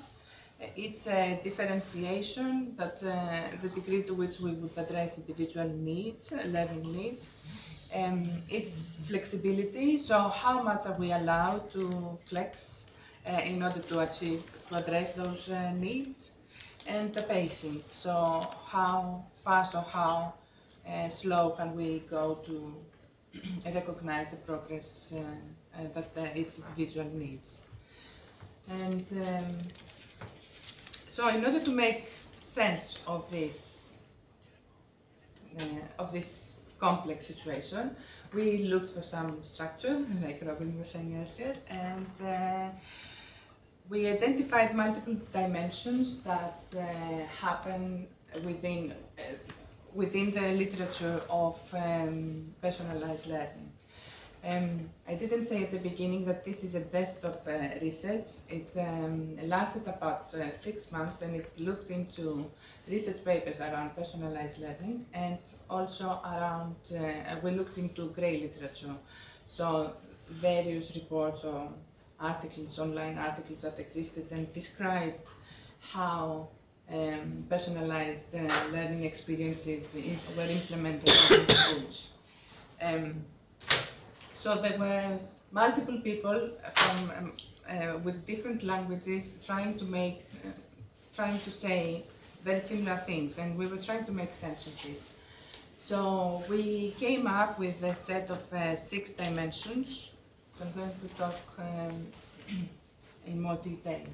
So one dimension has to do with why something needs to be learned, how this is to be learned, what is to be learned, when, who is involved, and where. So we came up with this graphic, and these dimensions need to be considered as continuums. So the further to the left is the least personalized approach, is the usual what could happen within a class, and the thing to the right is the most personalized approach.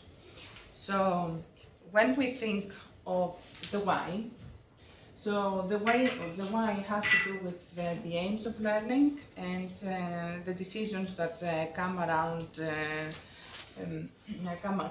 aims of learning. So the continuum ranges from focusing on passing an exam or to focusing on personal development. And this dimension came up when we were trying to understand what is a competency-based learning, because there were people talking about competency-based learning, but they were talking about very different things. So if you consider competency-based learning in the States, it's about passing exams. When you talk about competency-based learning in Europe, it's about very different competencies, like cultural competencies or IT competencies are very generic. And if you focus on the Finnish education system, then competencies are about who we are, and it's really about personal development. So there is a big decision there around why is it that we are learning, what do we want to achieve, and this question is usually not answered within the school or by a single teacher. This question is answered at the policy level. It is at the national level or local authority level. Another dimension has to do with how. How are we going to learn? Which is the learning approach we're going to do? we're going to follow. And it could range from a very teacher-led approach to a very student-led. And again, from the left to right, you get personalized or not. The what can have two things. One is content. So it's about what we have to learn, and it depends on the level of detail.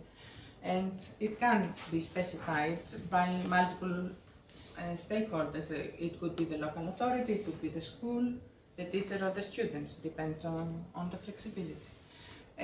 Also, the what relates to the learning pathways we are going to take. So, do we have a single learning pathway? So how are we going to move within that content?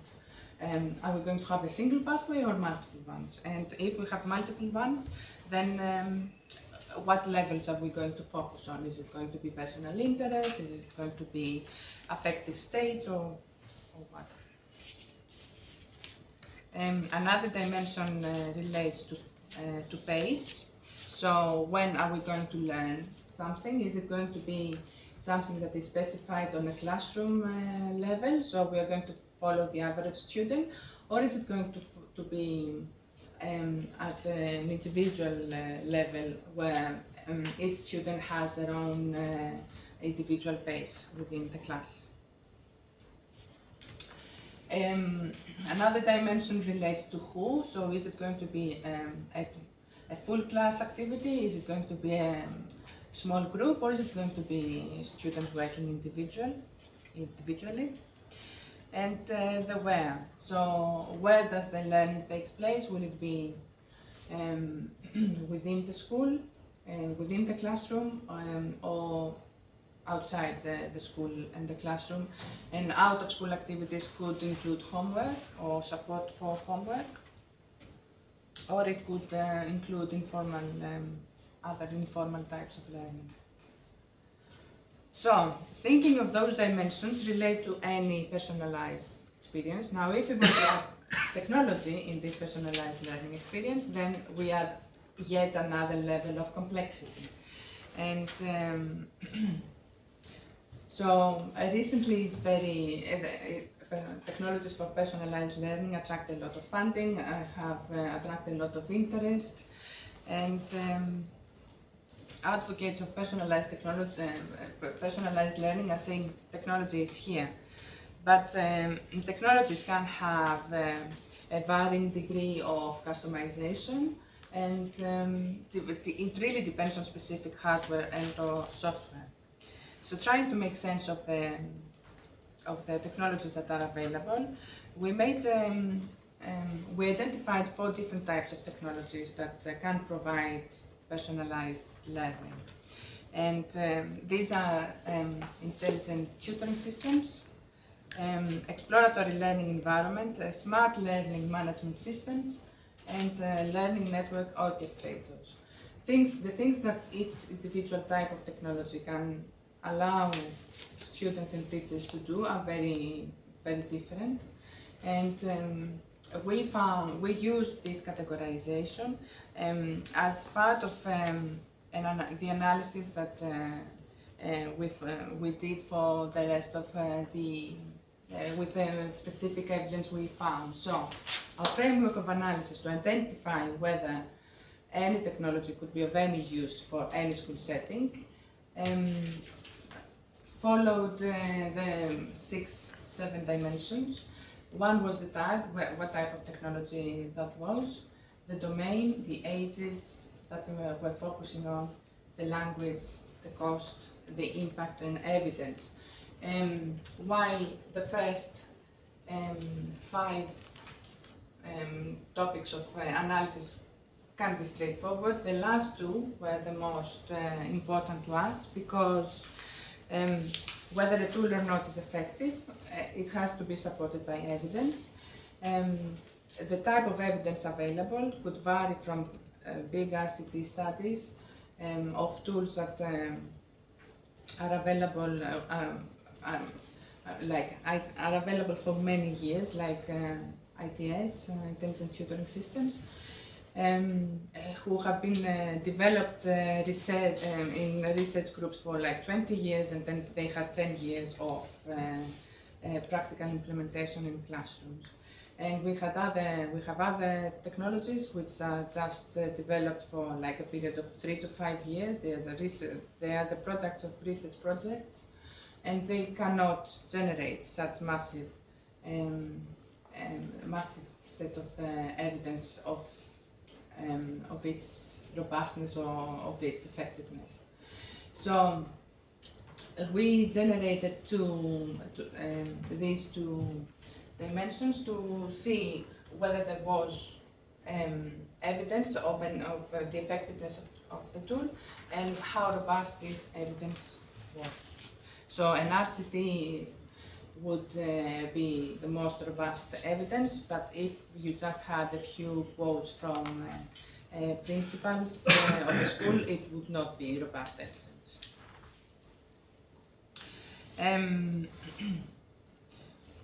Okay, we did the analysis. We analyzed around 15 technological tools, which the details can be found in the report. And we came up with a set of principles of technology-enhanced personalized learning, which for any practitioner that wants to implement TEL would need to come to consider those 6 elements.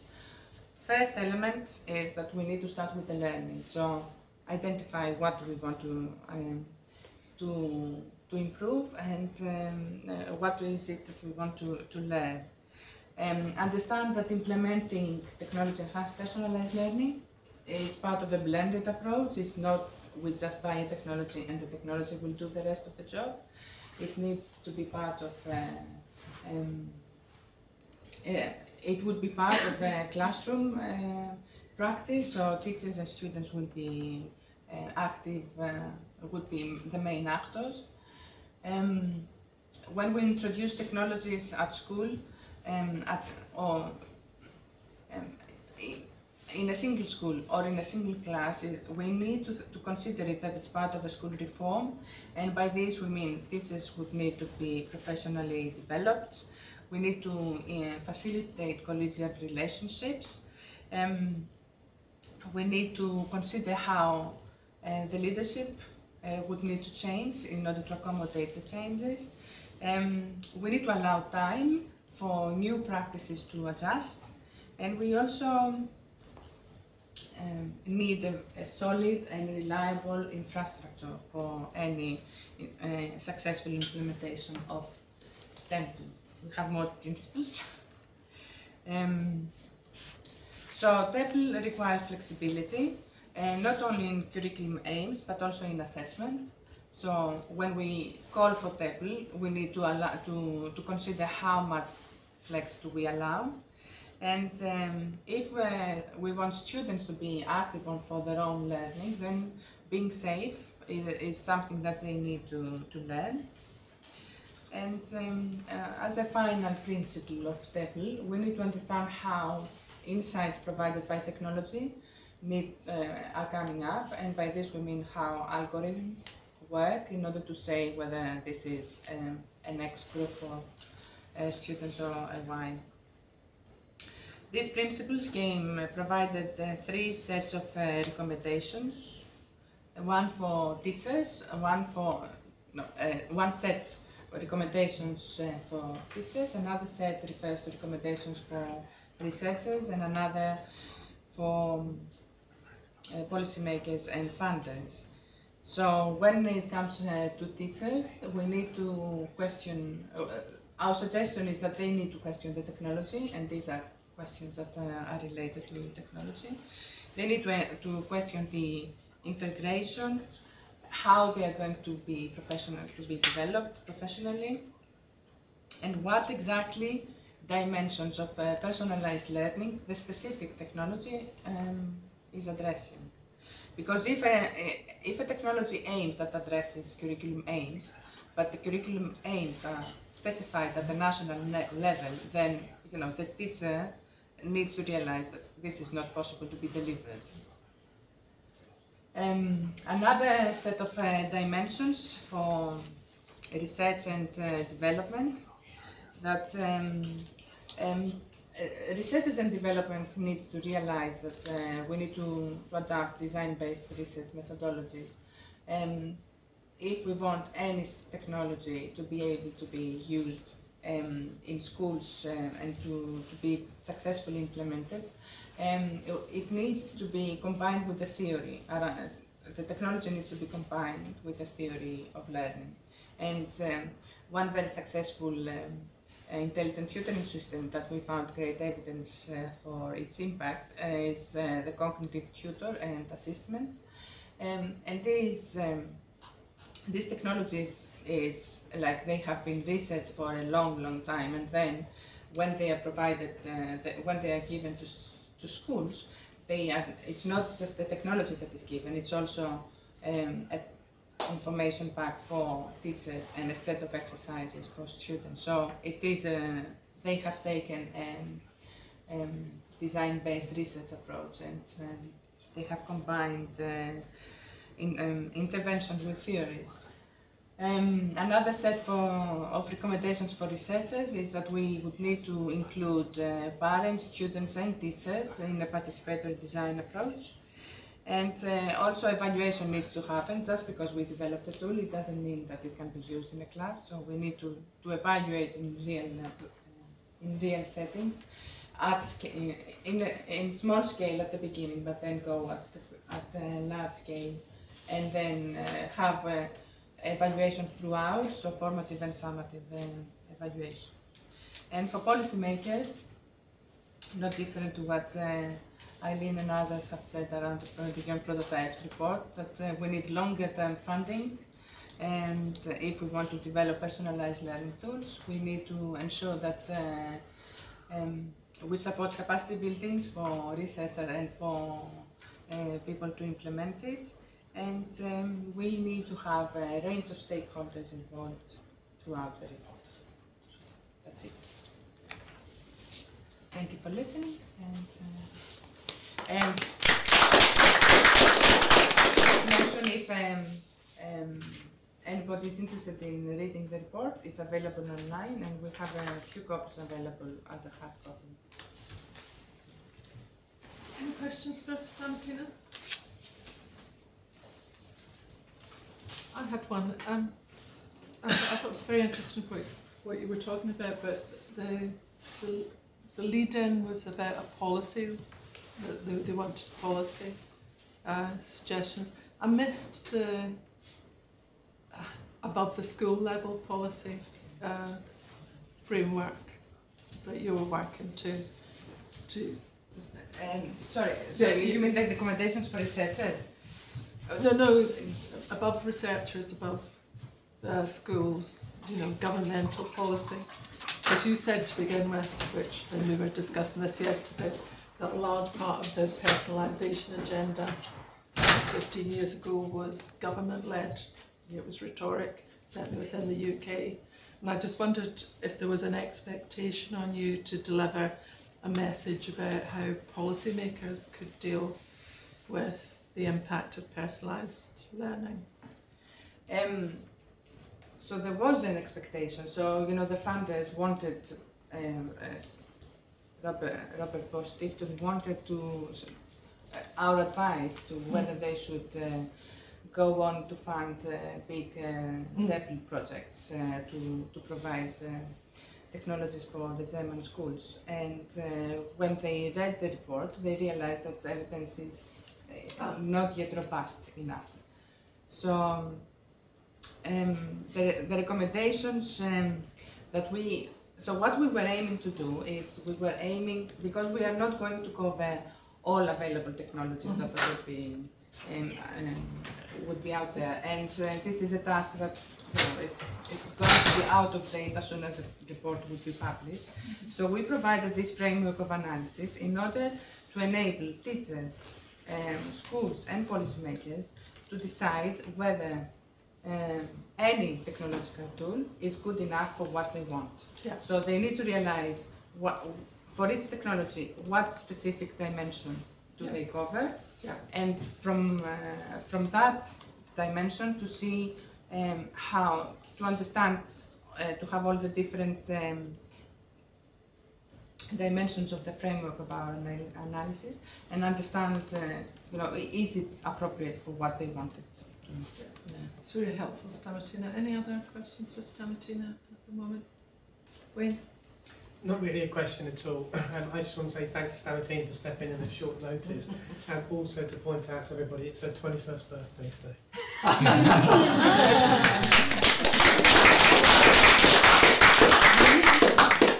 And we very much like the different funding stream. Bosch makers a very good dishwasher, and now Bosch Foundation a new target for us in getting research money. So I think we're on to the last presentation of the morning from Irina. Yeah. Yes, take it away. I just fast forward, right? Good. So I'm going to present the pilot that I conducted last year. I'm a Libyan PhD student, and I'm supervised by Tim Coughlin in IIT, Usha Stickler, and Louisa Astruc in Wales. So the topic of my pilot last year was the fact of simplification on text processing for OERs among English learners, and I'll be presenting qualitative data. In times of globalization and internationalization of higher education, it's common practice for English non-native speakers to follow courses and disciplines in English. While not everyone has a chance to come to the UK or other English-speaking countries to study, universities in the countries where English is not the official language switch to English as medium of instruction.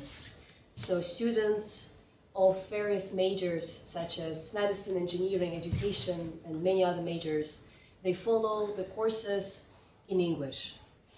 And there is data that in Europe alone, there are 8,000 courses already offered in English, and the audience is not necessarily comprised of English speakers, English native speakers. And if you look online, open education was pioneered in English-speaking countries, so the language of open education is also English. So this context presents English non-native speakers with various challenges, and literature on EMI reports that the most frequently mentioned or experienced challenge is the lack of English proficiency. So the learners have difficulties understanding vocabulary, communicating disciplinary content, and processing the language of the textbook that they're presented with. There were also suggestions in EMI literature on how to overcome this challenge, and a frequently mentioned suggestion is to adapt the level of the course to the level of the learners. So in other words, to provide the learners with alternative, simplified versions of the texts, of the textbooks. But at the same time, there is contradictory research on the benefits of such a strategy. So some studies suggest that simplification eases processing, reduces cognitive load, and some other studies suggest something different, that simplification actually complicates messages. So there is a need to conduct more research on the benefits of such strategy. And this context also fits within the bigger framework of the notion of accessibility. So is accessibility of education inclusive to people with physical disabilities, for example, or is it also inclusive to people who want to follow so many resources that are offered in the English language while being English non-native speakers? So that's the context and motivation of my research, and I had two research questions. I was thinking which methodology to go for, because research on simplification was reported to be conducted through comprehension tests. But at the same time, if we introduce comprehension check, we in a way influence the reading process. So the questions, comprehension questions, they induce supplementary processing. While there is other methodologies such as eye tracking, which gives us a chance to study more natural reading and also do online measures, so we can see immediately what is happening when the person is reading, rather than when the person finishes reading and we conduct some other tests with the participant.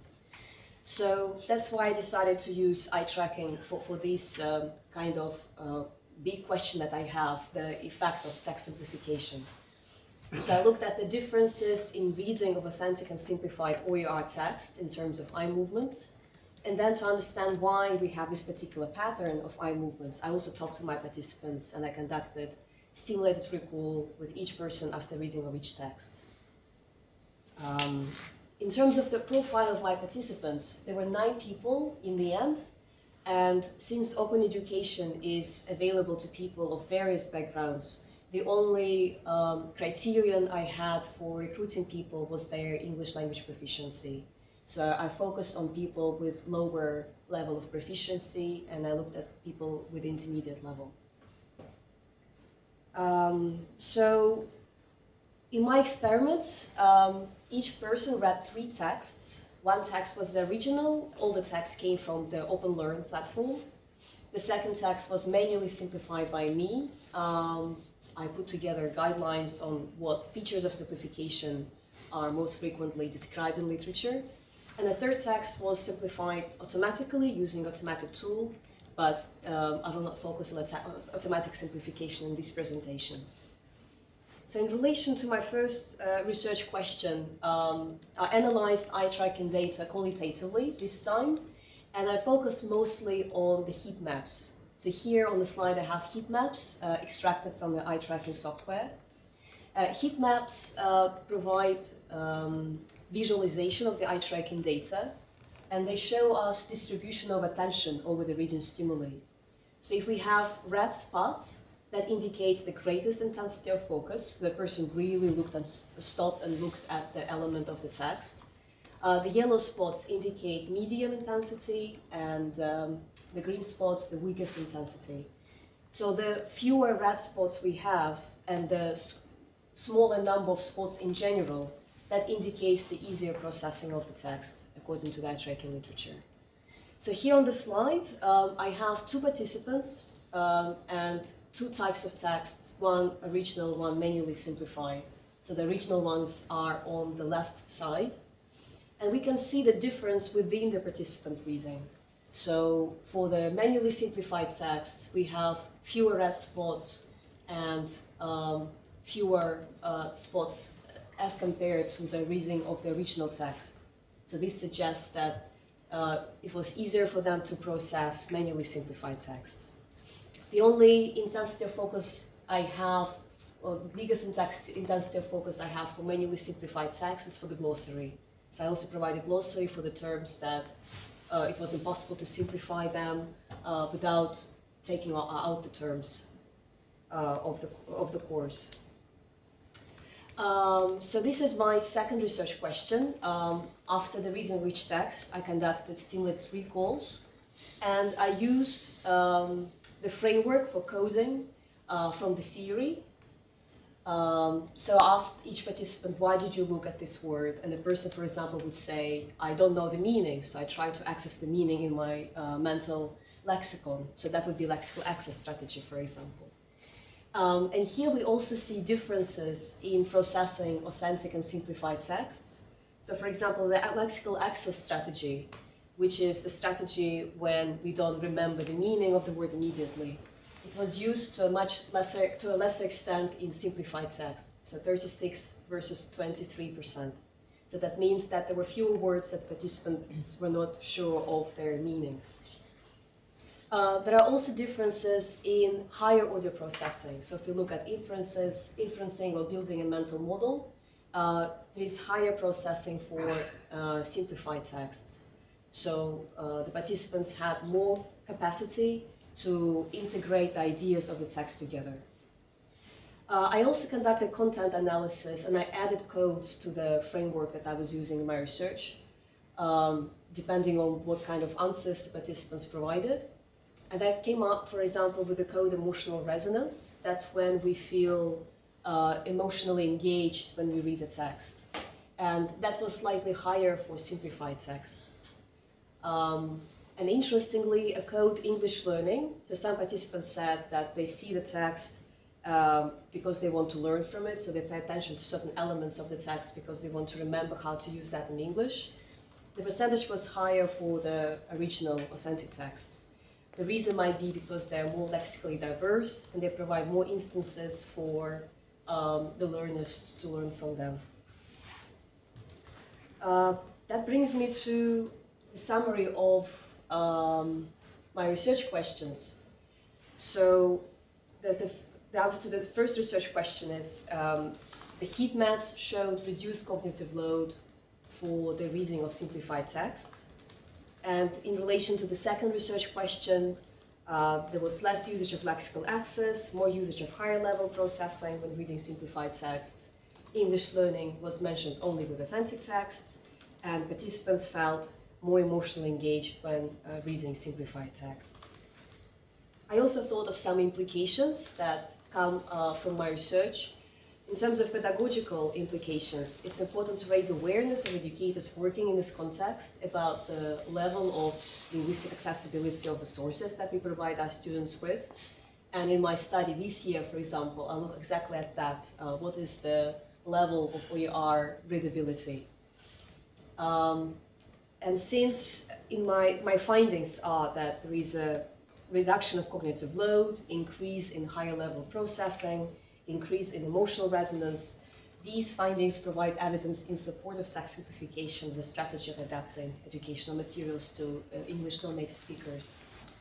I also have theoretical and methodological implications. So my study provided support for the theories that I'm using in my research, which is cognitive load theory, and that thematic framework that I used for the stimulated recall interviews.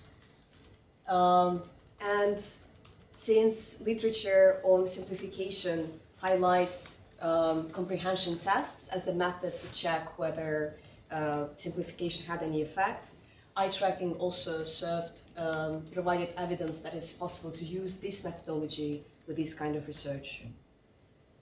And just a very small closing remark from me. Washington Post commented that Donald Trump speaks like a sixth grader, but at the same time, he is able to talk to 40% of Americans who have only basic literacy skills. So probably if we simplify some of our educational materials, we'll be able to popularize ideas that are contrary to what he is popularizing. Thank you.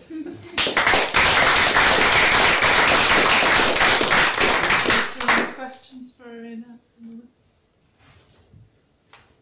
Agnes and Andrew. Agnes first. Yeah, very interesting. I particularly like the fact that the readers were learning from the text, improving their English as well as trying to understand the text. It's an interesting aspect to investigate. But what I wanted to know was each participant would presumably read both the original and the simplified text, and the sequence in which they did that would matter, right? Yeah, so, yeah. How was that conducted? I thought about that. So I had 3 sets of texts. The topic was different, but they were simplified using the same guidelines. So each person read different texts in terms of topic. So there were 3 texts on different topics. One was original, authentic, one manually simplified, one automatically simplified. But they were all different. And then I rotated the order as well. But since they were simplified using the same guidelines, I saw them as kind of unified in terms of type of simplification that happened. So do you mean that a participant didn't read the same text? No. More than once? No, all the 3 texts were different. Just the type of text were similar in terms of authenticity versus simplification. Okay, thank you. Andrew Law, sorry, cheeky 2 questions if I can. One of which is, are you going to try this with native English speakers? I'm just intrigued whether the higher order functions that you're seeing being displayed amongst your learners whether that's also true of a native English speaker. We may be writing very badly. It's For our learners, yeah. is one question. It's a very interesting field to explore. For now, I think we were thinking just to focus on EMI, because that's for English learners specifically. And since I'm using cognitive load theory, it highlights that human processing is universal. So in a way, it doesn't matter where you come from, you go through the same kind of stages. So for now, it's just English learners, but definitely it's a very interesting thing to explore further. If I may, you said you weren't going to talk about the automatically simplified text, but the results looked even better for them on scanning your cookie. So here I didn't provide the data for the automatically simplified. On the next page? No, so this is automatically simplified text? No, I didn't provide information here because I thought I wouldn't fit in the frame, in the time frame. But just to inform what kind of results I got from that, manual simplification is much better than automatic simplification. Okay. So on the next page, on the next slide, the column on the right-hand side has a 20. On the next slide, the column on the right-hand side has a 21% 21% lexical access, 6% on inferencing, and building mental models 8%. It looks amazingly effective. For the type of processing that's happening. Okay. Yes. I think if you read the automatically simplified text, you might not have such a high opinion of it. So it's just putting it through a tool, and it can do certain things according to rules. Right, but it's an interesting area, certainly. Yeah. And you need more data. Really, yeah, it's low numbers. That was a really interesting talk. Thank you very much, Irina.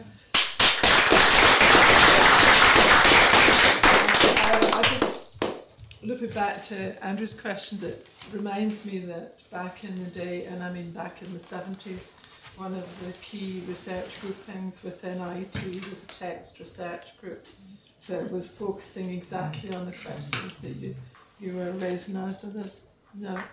We do the eye tracking, we do some of the OpenSES work is to do with analysing language. It just seemed to me maybe we should be a bit inspired to look back at the type of research that could be very interesting but also useful to us as OU teachers. So I just wanted to say thank you to everyone for attending. It's been a really good session. Again this morning, themes connected to presentations that only emerged as people started to talk, so somehow Maria knew what the themes were and has planned it very well. Our next step is to go and celebrate Alison's book launch over a bit of lunch, and then in the afternoon we are going to reconvene. We're doing it in here? We are doing it in here, so if you can make sure you take everything with you, because the porters are waiting to rearrange the room. Great. And as I mentioned this morning, we'll see how it goes, but we hope to have some nice conversations around potential bidding opportunities, but we will definitely not be going beyond about 3:30, because at 4 o'clock there's a GoGN seminar being presented by Rick Holloman on issues to do with public engagement with research, which some of us would like to attend. So I suggest we restart at 1:15 for this bit of time, and then hope to see some of you back this afternoon. Thank you.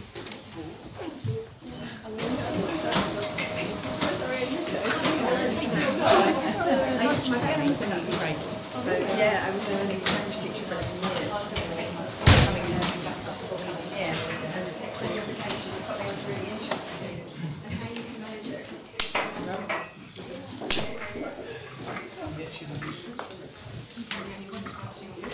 I'm not sure if I'm using this or not. Oh no, it's just good to do that. I'm sure we'll have time to best.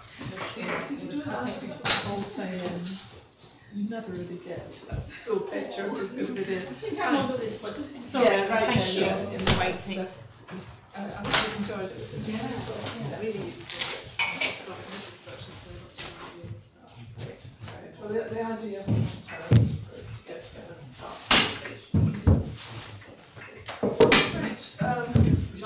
Nancy again, thank you very much. Okay.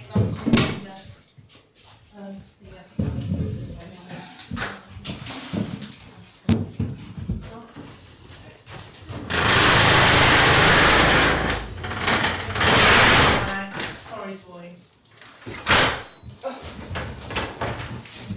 Getting hungry now.